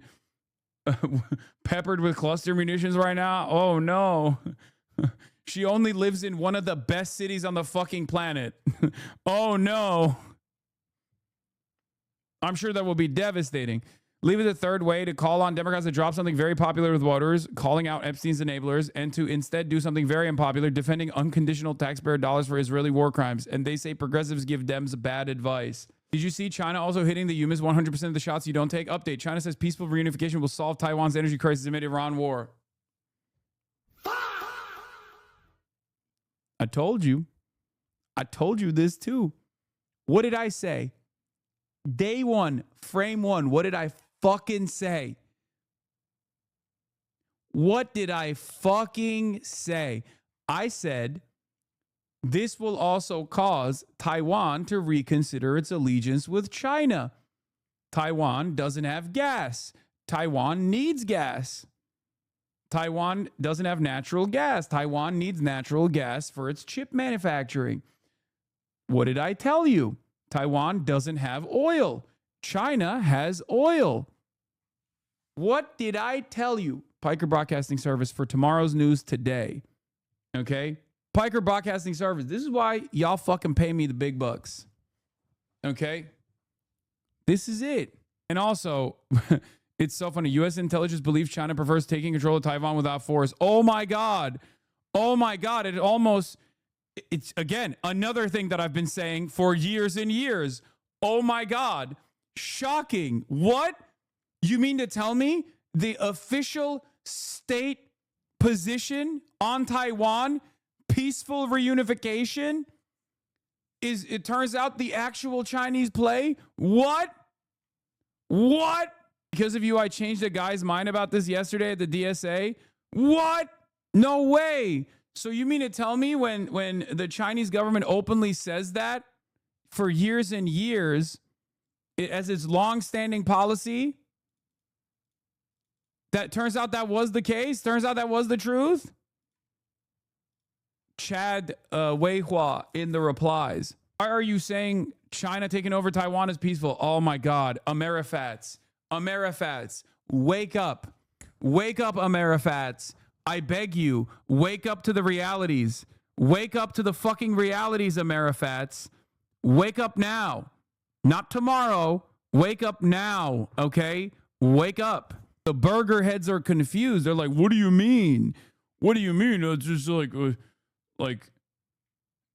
we cause all this chaos around the world, and then like our foreign military base is slammed to the ass cheeks of China is going to have different considerations about reunifying with China, a much more stable partner, as we are like America's unnecessarily waging war. All the while, you still have liberals with their hardliner positions on advancing American imperialism when America's allies all around the world are seeing the reality for what it is. You can fucking complain all day, every day. You can complain, you can cry, you can do whatever the fuck you want to do. Okay? But the toothpaste is out of the motherfucking tube, baby. Is out of the tube. Is this a GIF link? Okay. All right, we'll read this. We'll read this in a second. However, today, Taiwan rejects China's energy security offer. Yeah, they're stupid. Don't worry about it. What matters is what the Taiwanese people think, okay? What matters is what the people of Taiwan think. And every single day. Did you see XQC fangirl over your Vanity Fair photo? I did not. That's surprising. What is this? It was an American Excalibur GPS guided munition. Oh, you're talking about the one that struck the British journalist that works for Russia Today. Yeah, we'll cover that in a second. Another war crime, by the way. Anyway, let's finish this. And that might and feel I'm like pee a and bit I'll of be a back. pivot because and then we'll cover the attacks I'm receiving from Third Way. Up to this point was about the Strait of Hormuz. Have we forgotten about the Strait? Well, no, two reasons for that. The first is that some of the explanation offered for Israel's targeting of the gas field is that it was meant to signal that Israel could expand its attacks on Iran's energy infrastructure if Iran continues disrupting maritime trade and energy flows through the Strait of Hormuz. And the second is the US has been striking Iranian assets there too, the similar sort of goal. And that doesn't appear to have made much of a difference. There are still strikes happening over recent days there and there. So what you still have is that ships are still stuck. There's the strikes that are still happening. The oil price is still rising. And the escalation by Israel probably makes that situation even thornier, because Iran is also maintaining a steady, if diminished, tempo of attacks. Now, this shows missiles and drones, missiles in yellow, drones in blue, attacks by Iran on the UAE, Saudi Arabia, and Bahrain. Total of 3,000 or so much less than the US and Israel together, around 16,000 they've claimed. You can see this big opening salvo. It has declined, it has diminished, but there is a steady rate, and it might even be creeping up. And this is asymmetric warfare. It only takes a few missiles, a few drones to block a strait or to turn off energy infrastructure. And the US today acknowledged Iran retains capability with its missiles. So 3 weeks nearly into this war, its ultimate outcome seems less clear. Nah, no way. Really? No way. What? You don't say. Who could have foreseen this, boys? I certainly could not have. Watch the XQC clip. It's funny. Sure. You should get litigious. That was a hit piece. Okay, y'all need to fucking calm down. It's literally the most no motion ass bullshit. It's the Third Way. The guys who wrote this for the Wall Street Journal are basically leaning into the institutional legitimacy of the Wall Street Journal. I will fight back, not through like litigation, but I'll fucking write another op-ed. You know what I mean? Either for the Wall Street Journal, or maybe I'll write an op-ed for the New York Times. Who knows? Okay, I'll deal with it. I don't have enough time right now because I'm fucking going to Cuba. All right, I'm a little bit busy. I don't know if you guys are aware. One, we're monitoring the situation, and two, I'm going to fucking Cuba. Okay. This is it. By the way, ironic because it's called Free Expression, is a daily newsletter on American life, politics, and culture. It's called Free Expression. The title is Democrats are too cozy with Hassan Piker. There's no excuse for failing to call out the anti-Semitism on the left. Okay, yeah, Cuba can wait. You have to respond to this wonkery ASAP. Anyway, as lifelong Democrats, we agree with Senator Ted Cruz on virtually nothing. Good start. But Mr. Cruz was brave to decry anti-Semitism in the Republican Party. Mr. Cruz was also a big name, calling Tucker Carlson the single most dangerous demagogue in this country. Too few Democrats have followed Mr. Cruz's lead by calling out the rising anti-Semitism on the far left. That must change. The anti-Semitism spewed by Mr. Carlson, Nick Fuentes, Candace Owens, and other far-right bigots is well documented and widely condemned. But the far left has anti-Semites too. No left-wing agitator is more influential or extreme than Twitch streamer Hassan Piker. Mr. Piker is often called a progressive, but that does violence to the term. A self-identified Marxist, he is referred to ultra-Orthodox Jews as inbred, employed anti-Semitic dog whistles, bloodthirsty, violent pig dog against an anti-Hamas viewer on his stream, compared liberal Zionists to liberal Nazis, and said, Hamas is 1,000 times better than the Israeli state. I love that they were like, they let in with Ted Cruz. You know, guys who know how to read the fucking room, baby. Guys who know how to read the room. Hey, you know what the Democrats are supposed to do? Fucking drop a voice that is very clearly identifying the popular movement in the heart of the party for what really? For defending Israel. Yeah, I don't think they should do that. Yeah, I don't think they should do that. I don't know. Obviously, this is an incredible smear, incredible slander. Okay, as someone who has spent every single day and will continue to spend every single other day combating anti-Semitism, it's very funny when they try to do this vicious smear, but it's completely nonsensical. And perhaps even worse, everyone knows that it's nonsensical, because most people realize nowadays that if you say anti-Israel shit, there's going to be a million fucking think pieces on how you're actually anti-Semitic. But most Americans already know that that's bullshit. What's worse is there are actual anti-Semites out there who are taking advantage of this media landscape. And the more that these institutions like the ADL and all these other people, like the more they also tie me back to Nick Fuentes, the more they do a disservice to the term anti-Semitism. Okay? I've spent a tremendous amount of time combating anti-Semitism, decoupling Israel from Jewish people. Okay? Decoupling Zionism from Judaism. I can't expect every person on the planet to have spent 6 years almost daily in this community, but it legitimately drives me insane to see this half-ass shit-slinging. As someone who's here all the time as a Jewish community member, I know anti-Semitism when I see it. And if I thought you were the community were anti-Semitic, I wouldn't be a 63-month sub. Yeah, it's so stupid. It's narcissistic. It's paranoid. It's idiotic. It dilutes the term. It ironically contributes to actual real anti-Semitism being fomented. And these guys don't understand that they are now in the echo chamber, not us, okay? But there's a different tool for this, for the record. There's a different reason for why they're writing this article. And I'll tell you what it is. It's not even because they want to, defend Israel. Former Biden press secretary boosted this, to 14 total likes. Hell yeah. Former spokesman for the First Lady, Michael LaRosa. These guys have lost their power in the party, and that's why they're lashing out. It's not just about demanding that the Democrats become pro-Israel. That's one aspect of the story. The other aspect of the story is that third-way neoliberalism is now openly seen as a fucking failed attitude that is responsible for the Democrats losing to Trump twice. They know that the base has rejected third-way neoliberalism. And that's why they're trying to do this. Mr. Piker's depravity doesn't stop there. His misogyny is indistinguishable of the far-right influencers. He believes America deserved 9/11. He praised the Chinese Communist Party, saying, in terms of good governance, there's a lot we can learn from the way they perform out there. Again, totally endorsing these statements. Don't know why they said misogyny when talking about this, but what is misogynistic about this other shit? What is this? Oh my God, they're posting this. They're posting bro tips. Oh, that's awesome.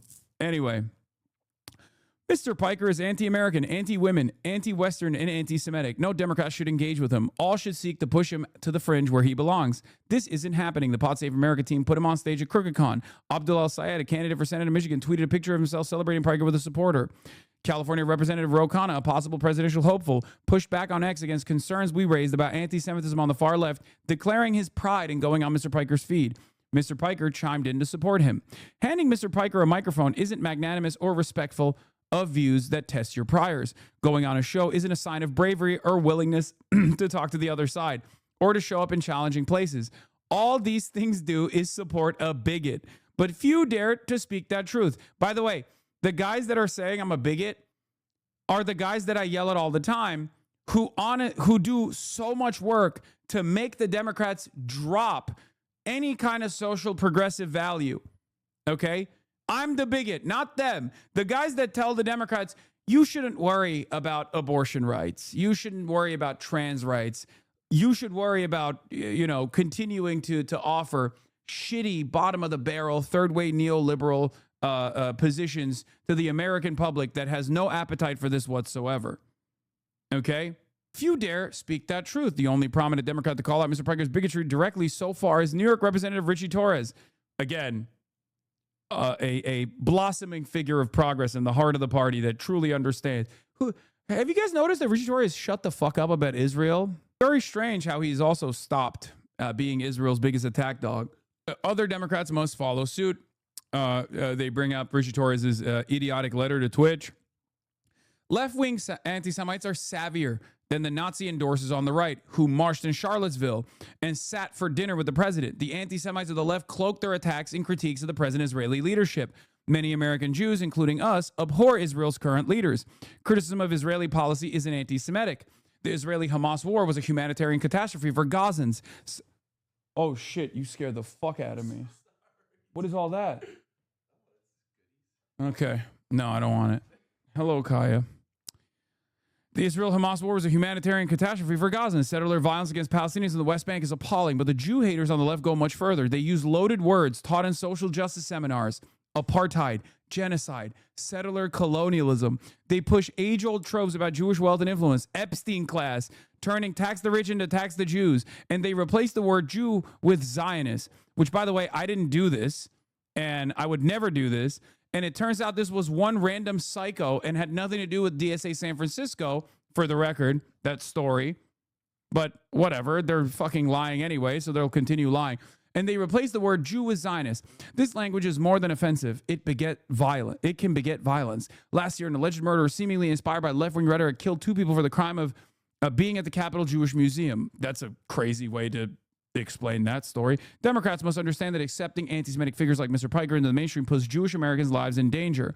There's no excuse for putting political tribalism before Jewish safety, or for overlooking hatred to generate likes online, or for failing to act against the surge of anti-Semitism spread by the Hassan Pikers of the world and normalized by too many on the Democratic side. We are all for a big tent, but the Democratic Party needs to draw a line in the sand. Hassan Piker and his fellow Jew haters belong on the other side. Let's look at the comments now. Hi, Randy's husband here. I bristle at the comments that many American Jews abhor Israel's current leaders. This one does not. The October 7 attacks make clear that the Iranian axis is only prepared to deal with Israel on a violent basis. Okay. I applaud the authors for calling out Mr. Piker as well as Tucker Carlson's anti-Semitism. Yes, Mr. Piker's anti-Semitism on the left is no different than Mr. Carlson on the right. It's so easy to blame the Jews for everything. So much is jealousy. Okay. Wall Street Journal is so fucking so unimaginably right-wing. It was a right-wing shithole over there in the comments. Here's a thought. If you're a Democrat, as the authors claim to be, don't vote for the party that hates your ethnicity and wants to see you and your countrymen eliminated. Yeah, vote for the Republicans, the party that is known for not hating Jews, the party that is currently, trying to figure out if the Holocaust really happened, or if it did happen, how deserved was it? That's the party you should vote for, American Jews. Totally. The war in Gaza may be a humanitarian disaster, but Gazans put themselves in that place. Oh my God, there's not even a single fucking person in here that except maybe Lynn Hayes. I'm a person of Jewish ancestry. Many of my ancestors were murdered in the Holocaust, so I feel authorized to complain when people compare anti-Israel sentiment to anti-Semitism. Anti-Semitism is hatred against Jewish people. Like myself, anti-Israel sentiment is anger against Israel's aggression towards its neighbors. So this has H3 written all over it. No, dude, no one fucking gives a shit about Ethan Klein. This is totally separate. If you think this has anything to do with Ethan Klein, you're out of your fucking mind. So I'm going to tell you exactly what this is.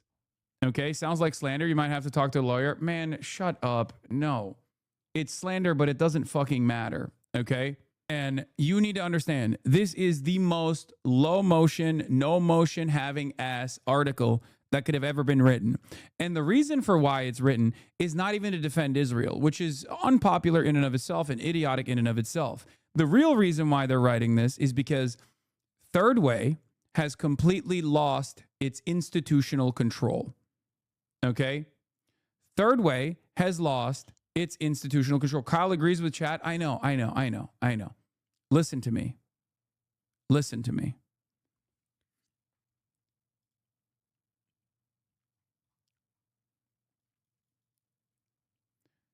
Third Way, for those of you who don't know, which is where this article is written by, this article is written by a bunch of people that work in a think tank called Third Way.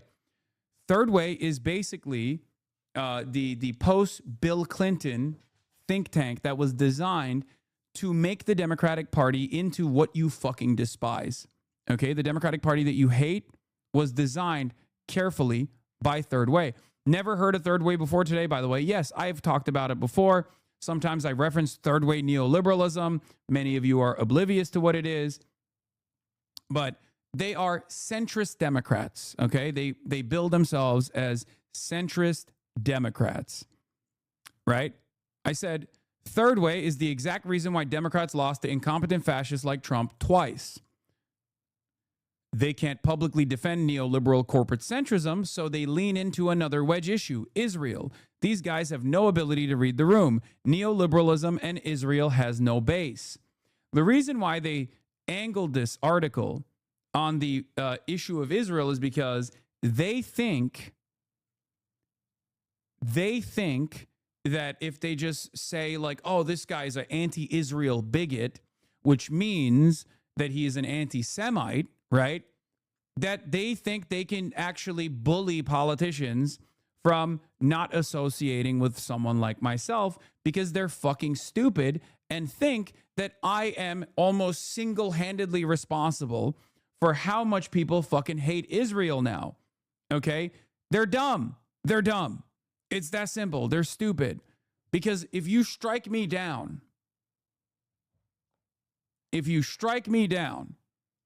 there will be others that will take my place. I am not single-handedly responsible for people hating Israel. You're a fucking idiot if you think that.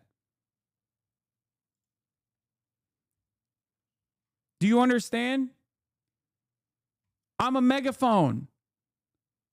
I'm offering a voice to those who don't get that voice in mainstream media. That's it. And a lot of people can't comprehend that. They think, oh, this guy's like hypnotizing people. They unironically think this. May Allah awaken the people and help them to see the evil doings of Israel and the United States. It's that simple. They think that I'm like hypnotizing the masses. They don't realize that the masses have come to this conclusion on their own, and they're actively demanding their elected representatives actually abide by the democratic wishes of the masses. You give these people consent to attack you freely. They know they won't be punished, so they continue to lie. This is different from slop tubers. Brother, I don't think you understand. It's irrelevant and worthless Okay, suing someone for defamation is a long, convoluted, and very expensive process that is, there is no reason to entertain it. There's no reason to engage with it. The reason why I don't take this initiative is because they've already lost the battle. Who gives a fuck? They've lost the battle.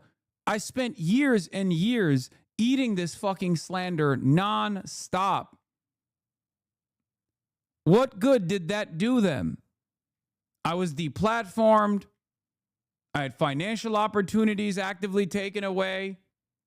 I was cast aside, made into a fucking pariah because the institutional power that the Zionist lobby had was still intact in the beginning of October 7. But we are not living in that media environment any longer. We're not living in that media environment any longer. It doesn't matter. Less than 2 weeks ago, your organization literally had an entire conference to strategize on how to best kick progressives out of the Democratic Party. How are you complaining about progressives not being big tent enough? This is their goal, and they think this is like the Heritage Foundation, but for the Democratic Party. Mark King going full Alex Jones style to defend you in this video. MAGA Democrats are getting desperate. They're getting desperate. They're beginning to crash out. They're beginning to lash out. So as you know, leadership of the Democratic Party has been an abysmal failure. You have Chuck Schumer, you have Hakeem Jeffries. These are Democrats who I call Diet MAGA Democrats for a reason. They don't really oppose Trump's illegal and offensive war against Iran. They want to see Iran overthrown because they take a tremendous amount of money from the Israel lobby, right? And there's this whole Democratic consultant complex that basically bolsters those kinds of Democrats. These are Democrats that are swimming in corporate money, AI money, Israel lobby money, military industrial complex money, okay? And we just had the perfect encapsulation of this group lashing out. So they decided to go after Hassan Piker in a Wall Street Journal op-ed, okay? It was written by a bunch of third way hacks. Third way is like basically the epicenter of the corporate Democrats. You have this guy, Jim Kessler, he posted it. You have the people who wrote the piece are John Cowan and Lily Cohen. And the title is Democrats Are Too Cozy with Hassan Piker. And in this piece, they go on to viciously smear and libel Hassan Piker in such a disgusting way that, frankly, I tweeted he should sue them because I think he has a case and I think he could win. In the piece, they say in no uncertain terms, not only is he a raging misogynist, but they call him a, quote, Jew hater, okay? They said this, quote, we're all for a big tent, but... Bro is reading while driving. That is crazy, bro. Pull over, dog. That's crazy. The Democratic Party needs to draw a line in the sand. Hassan Piker and his fellow Jew haters belong on the other side, okay? So, it goes without saying, I shouldn't have to say this, but I will. It's absolutely untrue. Hassan literally goes out of his way on a daily basis to stress that criticism of Israel does not equal criticism of Jews, right? Just within the past however long, he posted videos. This is where anti-Semitism comes from. This is the real anti-Semitism. Hassan watches like some racist anti-Semitic guy crash out. Anti-Zionism is not anti-Semitism. And it's gotten to the point where when I watch clips of his, sometimes I'll like fucking facepalm a little bit and be like, Hassan, I get it. You don't have to throw clear every time. We know you aren't anti-Semitic. We know that. Like, you don't have to stress that you're not anti-Semitic every time you correctly attack Israel for their genocide and their ethnic cleansing and their apartheid and their fucking crusade to create a greater Israel, which is going on right now, right in front of our eyes, okay? So, just absolutely libelous. You ready for this? So, here is a part of the piece. According to the Wall Street Journal, Hassan saying apartheid, genocide, and Epstein class are all anti-Semitic. You're not allowed to say those words lest you hate Jews. This is so fucking disingenuous. And you know what? Bottom line, this shit doesn't work anymore. You're not gonna like scare people and lie and force them to shut up and not criticize Israel. You're trying to stifle all criticism of Israel. It's very clear what you're doing. And by the way, Epstein class was coined by Ro Khanna, and he uses it to talk about the top 1%. Also, and John Ossoff. Like, one of the first people that used the term Epstein class was John Ossoff, who is Jewish, by the way. Like, the fuck are we talking about? He used it to talk about the billionaires and the elites who go to Epstein Island. And that obviously isn't just fucking Jews. There's a shitload of Christians. I'm sure there's a shitload of people who are not religious at all, right? Like, it has nothing to do with Judaism. In fact, when Ro Khanna was recently attacked by the head of the ADL, also they accused him of being anti-Semitic. He was like confused. He was like, hold on, they're attacking me for going after the quote neocons, and they're saying that Kyle's right. It's almost anti-Semitic. The throat clear about it every time. Also, our dork woke king is going to crash. We got to talk him down from reading and driving. Yeah, that's crazy. I didn't even realize he was reading and driving. That's a different demon right there. It's anti-Semitic. Ro Khanna was like, what are you talking about? Like, neocon is a neoconservative ideology which says we should do war to quote-unquote spread democracy. He's like, that has nothing to do with Judaism. Like, what the fuck are they talking about? It's gotten to the point now where, like, you breathe the wrong way, and they'll accuse you of being an anti-Semite, okay? And it's just bullshit. Nobody's buying it. Now, you ready for this? The final thing I'll leave you with here is somebody decided, okay, let's look into the history of one of these guys who's from Third Way, who's sharing this piece, Jim Kessler, right? He has never once tweeted about the genocide in Gaza. Not once, y'all. Not once. Like, I'm sorry, man. You can do me a favor and go ahead and shut the fuck up forever. You're not a serious person. You're not an intellectual.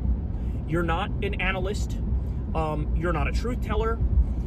You have no actual ideology other than sucking off the corporations and the Israel lobby and the military-industrial complex. True. The future of the Democratic Party is with people like Hassan Piker and Ro Khanna and me and you watching this. When you look at the polling data, it's like a low of what, 3% of Democrats are still supporting Israel, a high of like 13% maybe in the good polls. It is over. The reason they're crashing out Bro's doing this in the left lane. Yeah, Alex Jones could never. Is because they know nobody likes Israel anymore. And nobody's gonna like Israel again, because the fact of the matter is they are a genocidal. Yeah, but yeah, I also want to point out that actual anti-Semites make no attempt to defend themselves against anti-Semites because they're fucking anti-Semites. Well, that's not true. Tucker Carlson may or may not be anti-Semitic, but he certainly defends himself. But yeah, Nick Fuentes literally, whenever people call Nick Fuentes a Jew hater, he's like, of course I hate the Jews. They're demonic entities. You know what I mean? Like, that's what he says. That's what he says. It's crazy. White boy reading while bending the corner, like, whoa. Apartheid ethno-state. They're currently engaged in a crusade where they're openly creating the Greater Israel Project. They totally obliterated Gaza. They annihilated everybody there. They're going to build a fucking futuristic tech city on top of the skulls of dead babies. They're currently doing pogroms in the West Bank as we speak right now. That's literal. And they just displaced 700,000 people in southern Lebanon, and they're stealing all of southern Lebanon up to the Litani River. And they're open about this fact, okay? So for you to fucking go after Hassan Piker in this moment, by the way, what happened to like, oh, we got to come together, we got to work together, we have to defeat MAGA. MAGA's like the biggest enemy. Well, apparently, you're putting your middle finger up to what? The 90% of the Democratic base that agrees with Hassan and agrees with people like me? Like, I'm sorry, these dirty tricks are not going to work anymore. These guys are just totally embarrassing themselves. The backlash that I'm seeing to this piece is fucking astronomical. I'm seeing nothing but raw anger. People absolutely flipping out on these vile, repulsive, wretched little cretins who are trying to smear somebody as anti-Semitic, libeling him. And the crux of their argument is, stop saying apartheid, even though Israel is factually engaging in apartheid according to human rights organizations. Stop saying genocide, even though it's factually a genocide and there's literal ICC charges against Netanyahu. And stop saying Epstein class. I'm sorry, bro. It is over. It is done. You guys are losing. You're going to continue to lose. It's fucking embarrassing. And this is why we call you Diet MAGA. You go look at all the shit that Hassan Piker is talking about these days. The overwhelming majority of the time, he's got his sights set on MAGA, on the fascists, on the imperialists, okay? And what are these guys doing? shooting left, punching left. It's just not going to work anymore. You guys are not in the coalition. You are Diet MAGA Democrats. You are warmonger Democrats. And you are the problem in the party. And you're the reason that Democrats have perpetually lost to Donald Trump in the past, which is the most embarrassing fucking thing I've ever heard of in my life. Okay? Yep. The fact that any Democrats listen to you at all is the problem. You are not Democrats. You are Democrats in name only. So please do me a favor. It's a karaoke microphone, not a Hitachi magic wand in the back seat. And I hope Hassan Piker sues the shit out of you because he has a phenomenal case, and you guys know you're lying, and you did when you wrote the article. God damn, fucking dark woke king. Wish Dems fought as hard against the actual opposition party as they do the left wing of their own party. Yeah. I mean, he was cooking. Adam Johnson, centrist wing of the party paid millions by Wall Street and pro-Israel donors to find a manager to talk to. One must always be in search of the manager. Academia, government, corporate America are all sufficiently disciplined. Any remaining holdouts must be smeared and put in line. Yeah. I mean, that's what this is. So what they're trying to do is effectively shut out. What if you got a court to say you're not anti-Semitic? First of all, that's going to be a relatively difficult process anyway, because if the judge identifies the International Holocaust Remembrance Association definition of anti-Semitism, which again, a lot of our legislation is like leaning in that direction right now, then yeah, of course they're going to be like, this is anti-Semitic. Because if you say anti-Israel is anti-Semitism, then yeah, these guys can just run around and say, oh, you're a Jew hater, you're a Jew hater, you're a Jew hater without any sort of pushback. Okay? The reality is they've lost the fucking real court battle, okay? The public court.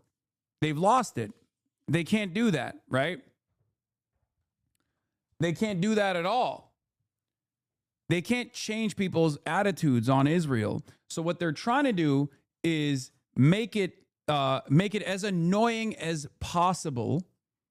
Make it as annoying as possible to openly oppose Israel, to openly oppose its genocide, to openly oppose apartheid, to openly oppose the ideology underpinning the development of the Israeli state, Zionism. Okay? That's all this is. And they can't, and they get a lot of success in this direction. They see a lot of success in this direction. Among Democratic voters, third way is an extreme moral minority on the issue of Israel, but would still like you to believe that they're about expanding the tent of the party they claim to represent. Yeah. They can't do it, so they just chirp. Safe to assume they didn't reach out to you for comment. It's an op-ed. It's not a real article. It's a hit piece written in the form of an op-ed. They don't have any obligations to reach out to me for comment. But the irony, of course, is that they have no real base. They have no popular base here. And all they have is a couple outlets that are willing to offer them the opportunity to write. I used to work at the Holocaust Museum. The leadership there hated you by name, bro. What are you going to do? They have to deal with their own shame. They have to deal with their own shame of knowing exactly how devastating the Holocaust was, while simultaneously using their position of authority, their knowledge, to justify the current one. Okay?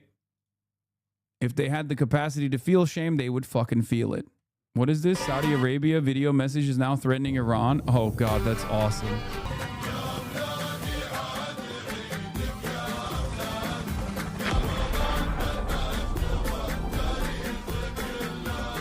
Ironic because I can show this video to you because it's the Saudi government's official organ of propaganda. But if I were to show you the Houthi version of this, I would get banned. Just think about that. Iran should retaliate for this video. I mean, Iran is already fucking smoking strato tankers that are stationed on Saudi air bases. So American air bases inside of Saudi Arabia. Yeah, just you wait for the Emiratis to step in. NBC is going to flip his cell phone so hard it brings Iran to his knees. Yeah. Imagine fighting on the side of the U.S. only to have them annex half your land 5 years from now. Yeah, Third Way wrote this. Centrist Dems launched 28 mission. Stop AOC. This is from Holly Otterbane at Axios. This was on March 1st. Third Way, an influential center-left group, is bringing together hundreds of elected officials, party leaders, and operatives here this weekend to build a case for nominating a middle-of-the-road Democrat, not a liberal, for a president in 2028. I'll be honest, man. Democrats, if the National Party still wants to abide by Third Way center politics, centrist politics, for no real discernible, moderate, mythical center that exists in this country, if they want to defend Israel that bad, fuck it. Collapse the government then. Go ahead. You know, what are you going to do? We'll organize against it. Have fun losing. We'll have to work outside of the confines of elections at that point, because you will have created the demise of the state. That's it. That's it. If you are so desperate to lose once again to fascists, then it's out of our hands, you know?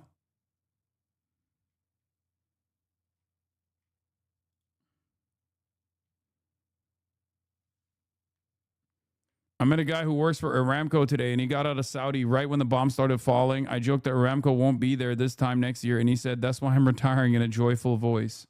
Yeah, the same person who wrote this piece calling on Dems to exile Israel skeptics from the party was whiling about Vitor and Ben Rhodes shrinking the tent literally a week ago. Rules for thee, not for me. Big tent, but only those who agree with the Pod Save Bros on every single thing. There is no tent for pro-Israel Democrats, man. It's like 10% of the base. It's like 10%. It's not even like, and it's gonna keep shrinking. There's no base in the party. It's so ridiculous. New Reuters Ipsos poll on the Iran war, 37% approve, 59% disapprove. Yeah. And all of that is translated to animosity towards the Zionist entity as well, just so you understand. All of that translates to anger and animosity towards Israel as well. They see it, understandably, as Israel's war, because it is Israel's war. Make no mistake, of course, we are culpable, as always. Especially because America does have the power to bring Israel to heel, or to, at the very least, cut Israel out of the negotiations process. Every moment that they choose not to do that is a moment where they are responsible. Every bomb that we drop on Iranian soil is our failure, our moral failure. Okay? The majority also believe that a war with Iran benefits Israel more than the U.S. Do you think launching a war against Iran generally benefits the United States or Israel more? Out of all likely voters, 29% say it benefits the United States more, 56% say benefits Israel more. Amongst Democrats, 67% say this benefits Israel more, and only 19% say it benefits the United States more. Among independents, it's 24 to 56%. Even among Republicans, only 42% say it benefits the United States more. 47%, the plurality, say it benefits Israel more. Now, understand something. For Republicans, when they say it benefits Israel more, they still like that. They're still positive on war with Iran regardless. But it's done. It's over. What have I said for the last year? What have I said? They think the Corbyn model will work on you even after a genocide? Yeah, the UK centrists got their way and purged Labour Party of the left. The Labour Party is now in unprecedented collapse and will likely not even finish in the top 5 largest parties in the next general election. These people are going to destroy the Democrats too. Yeah. What's very telling about the situation is that even though 85+% of Republicans support the war, around half say they don't know what the goals of the war are. Yeah, because they're fucking cattle, they're livestock, they're morons, they're fascist baboons, all of them. Okay? Republicans are fucking cattle. The point is, you can actually offer them favorable domestic policies. If they choose to take it, that's great. If they don't, fuck them. Who cares? It is legitimately insane how narcissistic and paranoid these people are. You can't even talk about the reality of apartheid, genocide, Zionism, or colonialism without them crying about imaginary anti-Semitism. The word has lost all meaning at this point. Yes. The more I'm welcomed by mainstream institutions, the more people don't fucking participate in this like idiotic shit slinging, the more these guys cry. And every time that they cry in a less and less popular direction. Because what have I said for the last year? What have I kept repeating every single day? This is the most popular Israel will be today. Today is the day that Israel will be the most popular it will ever be. Okay? Tomorrow, Israel will be less popular than it was today. Every single day that passes by, Israel's popularity diminishes. It's done. It's over. And we have seen that disapproval rating climb. There's still a lot of room for growth. Do you have a net positive or negative view over Israel? 39% have a negative, 32% have a positive view of Israel. Okay. And negative is up 15 points. Democrats have a 57% negative view of Israel, 13% positive view of Israel. Among independents, only 21% have a positive view of Israel, 48% have a negative view of Israel. Among Republicans, even Republicans only have 54% positive view of Israel and 18% negative view of Israel, with negative actually growing and the positive view going down. It's fucking done. It's over. I don't know why people can't see this reality. They can keep lashing out all day, every day. They can try to get prominent Democrats to disavow me. Go ahead. That's the other side of the story. Go to every single fucking Democrat that has ever appeared on the stream to be like, how dare you talk to this guy? How dare you talk to this guy? Keep finger wagging. If they don't fucking stand down, if they don't actually oppose this kind of like idiotic shit smearing and say, dude, we're not doing this game anymore. This guy is not an anti-Semite. He is an anti-Zionist, and you cannot deal with that. He literally has the popular opinion. Why the fuck would I not go and talk to him? Shut the fuck up. If they don't say that, they lose. The reality of the matter is, and this is another thing that most people don't understand, the guys that are like finger wagging to try to like get the Democrats to sever ties with this dangerous person, me, right? What they don't understand is they need me and this audience more than I fucking need them. I don't need to do fucking interviews with candidates. Get the fuck out of here. I hate doing them. I literally hate doing candidate interviews. I hate it. I hate it so much. Okay? It's not good content. I would much rather just sit here and fucking chirp. I don't like doing it at all. I do it because it's important to do it. I do it because I want to help these candidates. Even people I like, yeah. Why do you hate it? They're so interesting. It's great content. I think it's boring. I would much rather monitor the situation, okay? Even Zoran. Yes, even Zoran. A lot of people forget that, like, the Zoran Mamdani interview, when I did it, was not as enjoyable as all the other things that I've done. People literally leave when I interview candidates. They leave. People leave when I interview candidates. People don't watch those interviews on the VODs. They don't. It's nowhere near as interesting as people fucking watching me cover incidents after the fact or while it's happening. So even from the perspective of like analytics is not necessarily beneficial. It's so true. Whenever we do a candidate interview, it is us mortgaging our audiences to help the cause. It's not something we do to profit law. Exactly. It's not. It's infinitely easier to just sit around. It's the same with like travel streams as well. It's the same principle with like going somewhere else and doing IRL broadcast, things like that. People don't like this. The audience doesn't respond as positively to it. And it's kind of funny that people don't recognize that, where they think like, oh, dude, I'm doing this not as a favor to the candidate because I believe in this person and I want them to succeed. But instead, the candidate is doing me a fucking favor. No, the fuck they're not. Anyway, this is as blunt as it gets. Privately, Israeli officials are saying Iranian protesters will be slaughtered, yet they are agitating for them to get into the streets anyway. That tells you everything about how Iranian lives are being viewed as expendable tools in a strategy aimed at weakening and fragmenting the country.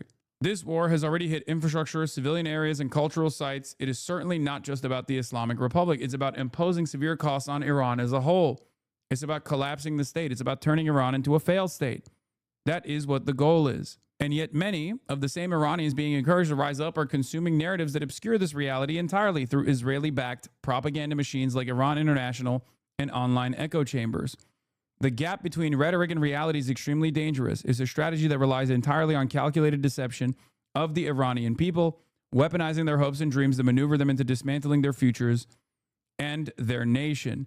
Also worth underscoring, this is another U.S. side leak. These leaks speak volumes about how badly this is going, how much unease exists inside the U.S. government, and the destructive role Israel is playing in driving U.S. strategy towards destabilizing outcomes. Senior Israeli officials have told U.S. diplomats that the Iranian protesters will get slaughtered if they take to the streets, even as Israel publicly calls for a popular uprising, according to the State Department cable reviewed by the Washington Post.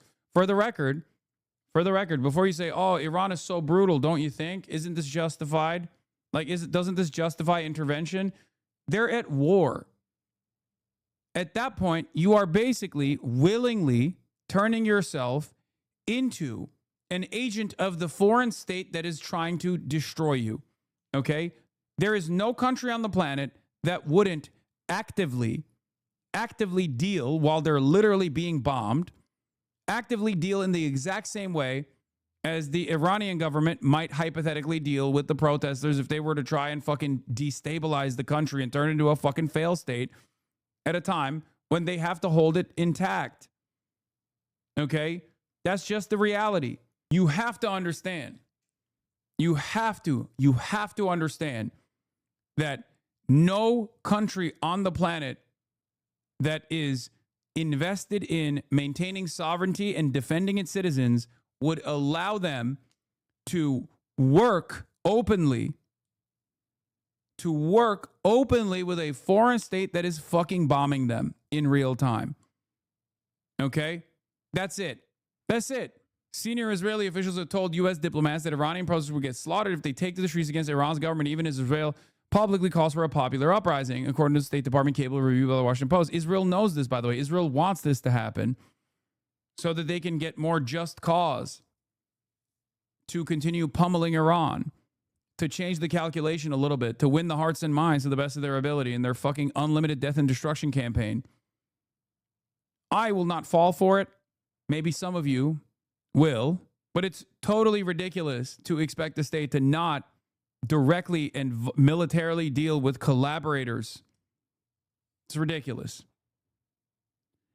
The cable circulated by the U.S. Embassy in Jerusalem on Friday relayed an Israeli assessment that Iran's regime is not cracking and is willing to fight to the end, despite the February 28th killing of Supreme Leader Ali Khamenei and the ongoing U.S. and Israeli bombing campaign.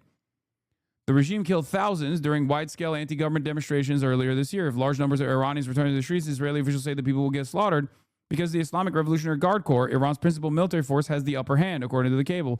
The document's authenticity was verified by 2 State Department officials. It's that simple. To that point on capabilities, Iran is an energy-rich country, could be, should be. Instead, like so many other places driven by a radical ideology, they've spent that money instead of investing in their people. That's why you had millions of Iranians protesting, because they felt like their quality of life didn't match what it could be or should be. And what was the Iranian state? There's a reason we call Iran the #1 state sponsor of terrorism, because they took the money they make.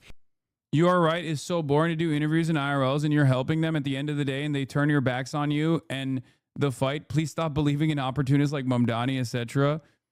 I think you have to understand something, okay? As long as Mamdani is still a movement guy, even if he has, even if he has instances where he like fucks up on his messaging or actually ends up hurting himself, it doesn't matter. As long as he's still achieving the goals for his constituents, I'm always going to ride for him. When he demands the release of pro-Palestinian protesters and then they do get released, how the fuck do you expect me not to ride for that? I don't think Zohran Mamdani is an opportunist. Okay? I don't. I think he is unnecessarily careful and fearful sometimes, but he has done a fantastic job so far as the mayor of New York City. An incredibly complex role. that he has to play. And he is absolutely showing up for his constituents. The moment he stops doing that is the moment where I will oppose him. That's it. There have been instances where I have criticized some of the initiatives he's taken, some of the backdoor deals that he's engaged with. But ultimately, if we're grading him on a curve that we grade every single politician on, he is above. He's above and beyond so many others.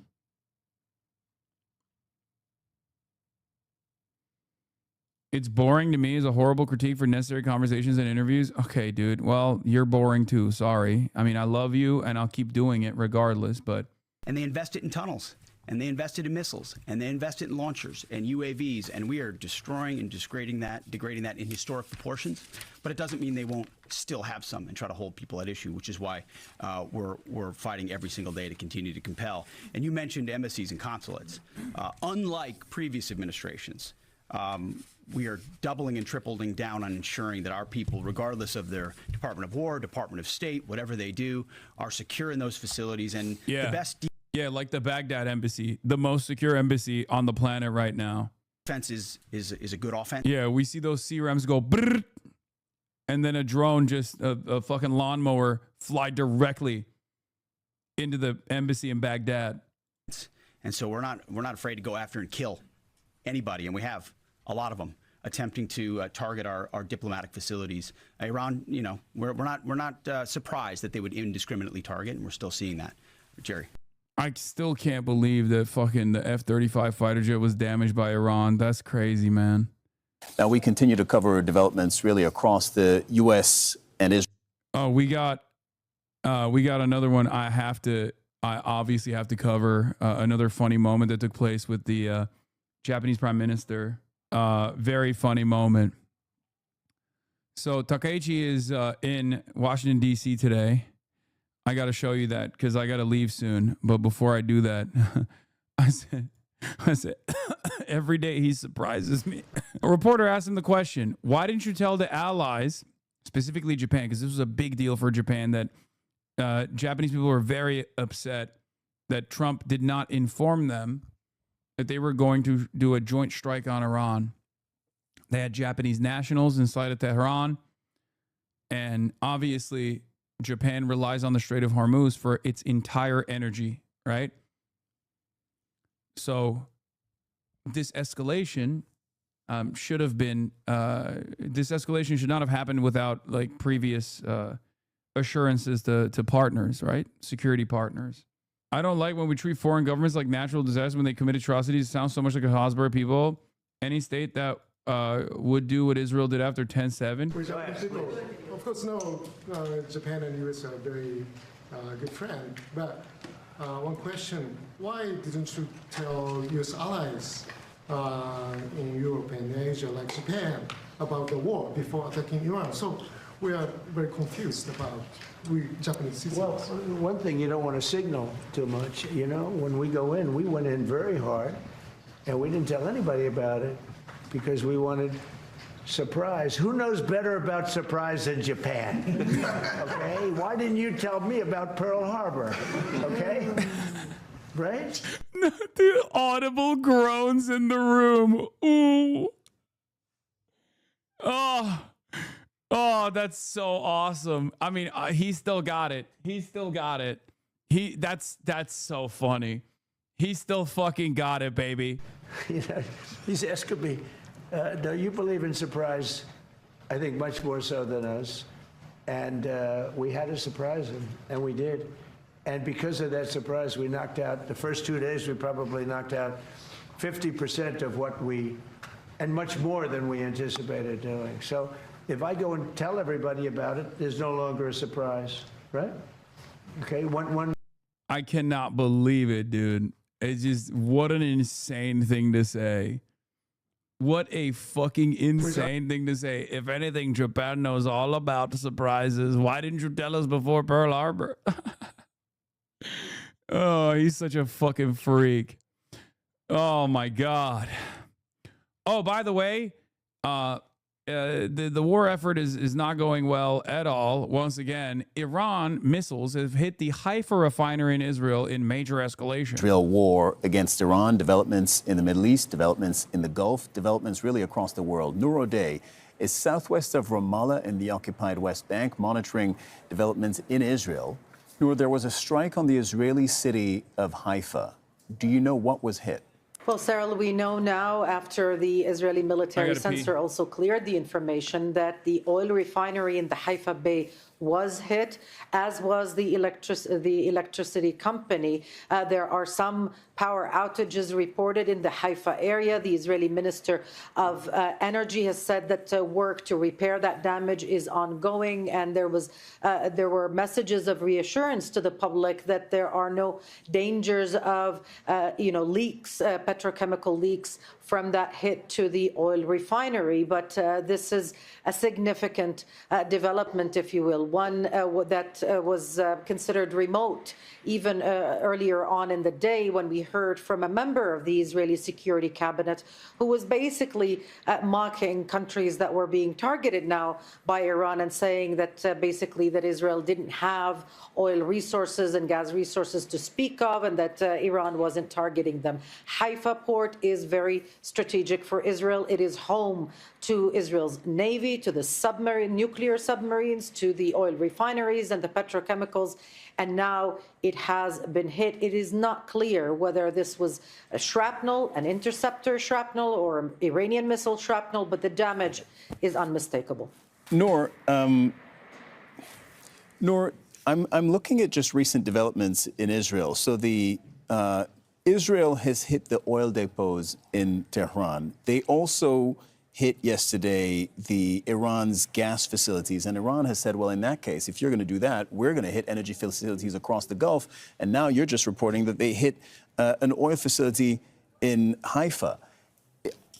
Are more Iranian missiles getting through in Israel? Are more Iranian missiles actually hitting Israel now than they were 19 days ago when this war started? Because yes, brother, I'm going to be streaming from Cuba. Yes. Stop asking. Yes, of course I'm going to be streaming from Cuba. Israel was reporting that they had a 97% interception rate against Iranian missiles, but they are being hit pretty regularly 19 days into this war. Yeah, I mean, they've dropped that percentage now publicly to 90%. But let's keep in mind that the missiles that Iran is using now, Sarah, are different from the ones used on day one. They're using far heavier missiles, supersonic missiles, missiles with cluster warheads that splinter into several missiles with an impact radius of about 10 kilometers. They are hitting more regularly. They are creating damage to facilities like the railroad station in Holon and in Tel Aviv, damage to now the oil refinery and the electricity company in Haifa, and damage elsewhere that the military censor is not clearing. This is a strategic challenge, as it is being described by military sources in Israel. These missiles, even if they're intercepted, even if they're down, they still can do a lot of damage because, again, they splinter into many, many missiles. And when they enter Israeli airspace, when they re-enter the airspace, they re-enter it at supersonic speed. These are very, very challenging for the interceptors, sophisticated as they may be in Israel. Tel Aviv, I'm impressed. Sarah. Isn't that a meme? Newsday, reporting southwest of Ramallah. Thank you very much for that. Qatar rejects Iranian claim gas facility attacks targeted U.S.-linked sites. ادعاءات إيرانية مستمرة بأن Tel Aviv impressed. وأكبر دليل على ذلك يعني الاعتداء الذي تم يوم أمس. What I find interesting is that with all these missiles now actually hitting basically anywhere in Israel, there does not seem to be, at least publicly, to be any kind of revolt or general public backlash to the current strategy, which to me lends credence to the fact or the opinion almost everyone in Israel is okay with this. Yes, they're a fascist state. I've been saying this over and over again. They will not stop. Okay? The public is very much in favor of continuously bombing Iran. They're crazy. They're crazy. Bro, they're literally, I said it already, they're raping Beirut right now while they're in the process of getting bombed. Like Haifa is getting bombed, and Israel is still trying to take over Beirut. They are trying to take over southern Lebanon militarily. They're psychopaths. And we just keep giving them fucking weapons. Like we keep giving them weapons. We keep giving them unlimited cover. It's ridiculous. Israel's a deep victim mentality. Even when they are the aggressors, they believe they're the victims. So very few will oppose what the IDF is doing. Yes. All right, we're going to begin with some new strikes in the war with Iran that are shaking the oil and gas markets. A missile strike has heavily damaged the world's largest. Ideologically, they're more hardened than the Nazis were. I mean, I don't know. I can't speak on that. I genuinely don't know. I'm sure there was like a lot of fucking support for the Nazi movement at the time as well. I mean, it's just like Germany didn't revolt against the Nazis either. That's not true. That's objectively not true. That's literally not true. Regular German society abso-fucking-lutely revolted against the Nazis. They absolutely did. What are you talking about? They were killed for it. They fought to death. What do you think the communists were doing? Don't say, don't do historical revisionism. Who the fuck do you think was being taken to the fucking concentration camps? It was the socialists, the trade unionists, the communists, the Jews. What the fuck do you think they were doing? Regular German society had a strong resistance movement, a much stronger resistance movement, as a matter of fact, that actively fought long and hard, battles to the death. And they were sent to the death camps over it.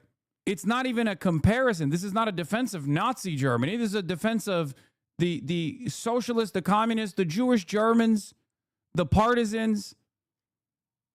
They fought. They fought in much, much larger numbers than Israeli society ever fought against the Zionist movement. It's not even a comparison. Ironically enough, it was their immediate relatives that now live in Israel. It was their ancestors that fought back against Nazi Germany. It was their great-grandparents that fucking fought back against the Nazis and paid the ultimate price for it. And now Israel not even whitewashes, but like revises that history, treating victims of the Holocaust and their immediate relatives as weak. Jews with trembling knees, they say. An unimaginably ahistorical approach that even Jonathan Greenblatt advanced the other day, where Jonathan Greenblatt said the ultimate Zionist propaganda: no longer are we the Jews with trembling knees. Israel is strong because of Zionism. It's one of the most disgusting ongoing ways in which pro-Israel folks lie about their own history of Jewish resistance. It's utterly depraved. Ironically, it's a very anti-Semitic statement, too. Gas terminal in Qatar. It followed an Israeli attack on a massive gas facility in Iran. This is sending oil prices to staggering new heights. As you can see here, they have skyrocketed since the war began. Here in the United States, gas prices are now getting closer to the $4 mark. After the attacks, President Trump issued warnings to both Israel and Iran. Charlie D'Agata is in Tel Aviv with the latest. Charlie, good morning. Good morning to you, Vlad. A lot to get to. President Trump squaring off against both sides of this conflict, saying the U.S. has nothing to do with Israel's bombing of Iran's gas fields, demanding that Israel stop immediately and threatening to blow up Iran's gas fields if that country keeps attacking energy facilities in the Gulf. The world's largest liquid gas plant, Ras Laffan in Qatar, in flames after Iranian strikes on the facility. The world's largest gas field, South Pars in Iran, among multiple sites attacked by Israel. President Trump angrily berating both sides on social media. No more attacks will be made by Israel, warning if Iran strikes Qatar again, the U.S. will massively blow up the entirety of the South Pars gas field at an amount of strength and power Iran has never seen or witnessed before. Iran's attacks are still getting through, with more civilian casualties night and day. We arrived in this suburb of Tel Aviv to find an apartment destroyed, twisted metal, and broken glass in every direction. Over the course of the past few days and nights, we've seen an increase in the frequency and intensity of these cluster bomb attacks. They're hard to defend against because there's lots of them, and they can fall anywhere. This neighborhood has been hit twice in 2 days. The first strike killed an elderly couple who police say couldn't get to the shelter in time. Philadelphia native Paula has lived here for 13 years. Americans will be wondering, why do you stay? I think it's more important as a Jew to be here than ever before. I still feel safer living here than I do being a Jew living in the United States or Europe right now. Lady, you are fucking insane. You are just a demonstrably insane person, okay? You're just an insane person. That is the most insane thing I've ever seen. You're standing next to rubble. What are you saying? Like, look behind you. Look behind you. Oh my God, it's unbelievable. Standing on top of a home that has been fucking leveled, I'm like, well, this is certainly much safer for me as a Jew than the Upper West Side in Manhattan, okay? This is brainwashing. That's it. There's no other way to describe it. It's just, you're out of your fucking mind, okay? How do you have a normal conversation with this person? And we've got an update on the USS Ford aircraft carrier. Remember, a fire broke out and sailors had to be treated for smoke inhalation. According to multiple reports, it took hours to get that fire under control. Hundreds of sailors had been forced to sleep on floors. So the U.S. Fifth Fleet said the fire is not combat related. And officials we spoke to this morning say the carrier is now headed to a U.S. Navy port in Greece for repairs and some much needed downtime for sailors on board. Yeah. All right. That'll be all for today. Unfortunately, only 3 hours. It literally is a half day today. Half day Hasi doing a half day. I am on my way to Cuba. By this time tomorrow, I will be live in Cuba. I will be doing a regular broadcast in Cuba as well. For those of you who are asking, I am joining the flotilla, the aid mission to Cuba, alongside numerous other politicians, artists, activists, advocates, journalists on a humanitarian aid mission. I'm going to Cuba to, one, bring awareness to the plight of the Cuban population as a direct consequence of American intervention on the island nation for the last couple of decades. And I'm also going to deliver, alongside many others, humanitarian aid to the Cuban population, including but not limited to solar panels. $400,000 worth of solar panels have been bought by the Answer Coalition and Code Pink. We are going to get to the island and interview a bunch of people. I'm going to be doing my regular news coverage when I'm out there. I have established a place where I'll hopefully be able to have internet access and energy, even though the grid is on shaky grounds. Well, you know, the situation is very fluid down there, but you know, I'm very excited. I'm very excited to go to Cuba and see the Cuban folks, which is a beacon of hope and resilience. Yeah, that's all. Are you using Starlink? No, I will not be using Starlink. I will also try to do IRL streams as well. I will try to do a roaming backpack stream as well, but that is going to be much more limited, of course. Okay. And that's it. We are not going to be transmitting through the flight or the flotilla either. Initially, we set it up so that I could stream it, but I'm not going to be streaming that process either for safety concerns. But I will be live when I get to Cuba. Okay? That'll be all. Tomorrow, like I said, I will be live from Havana. We'll also be vlogging or shooting a mini documentary when we're out there as well. Peace, everybody. Damn, this guy's good.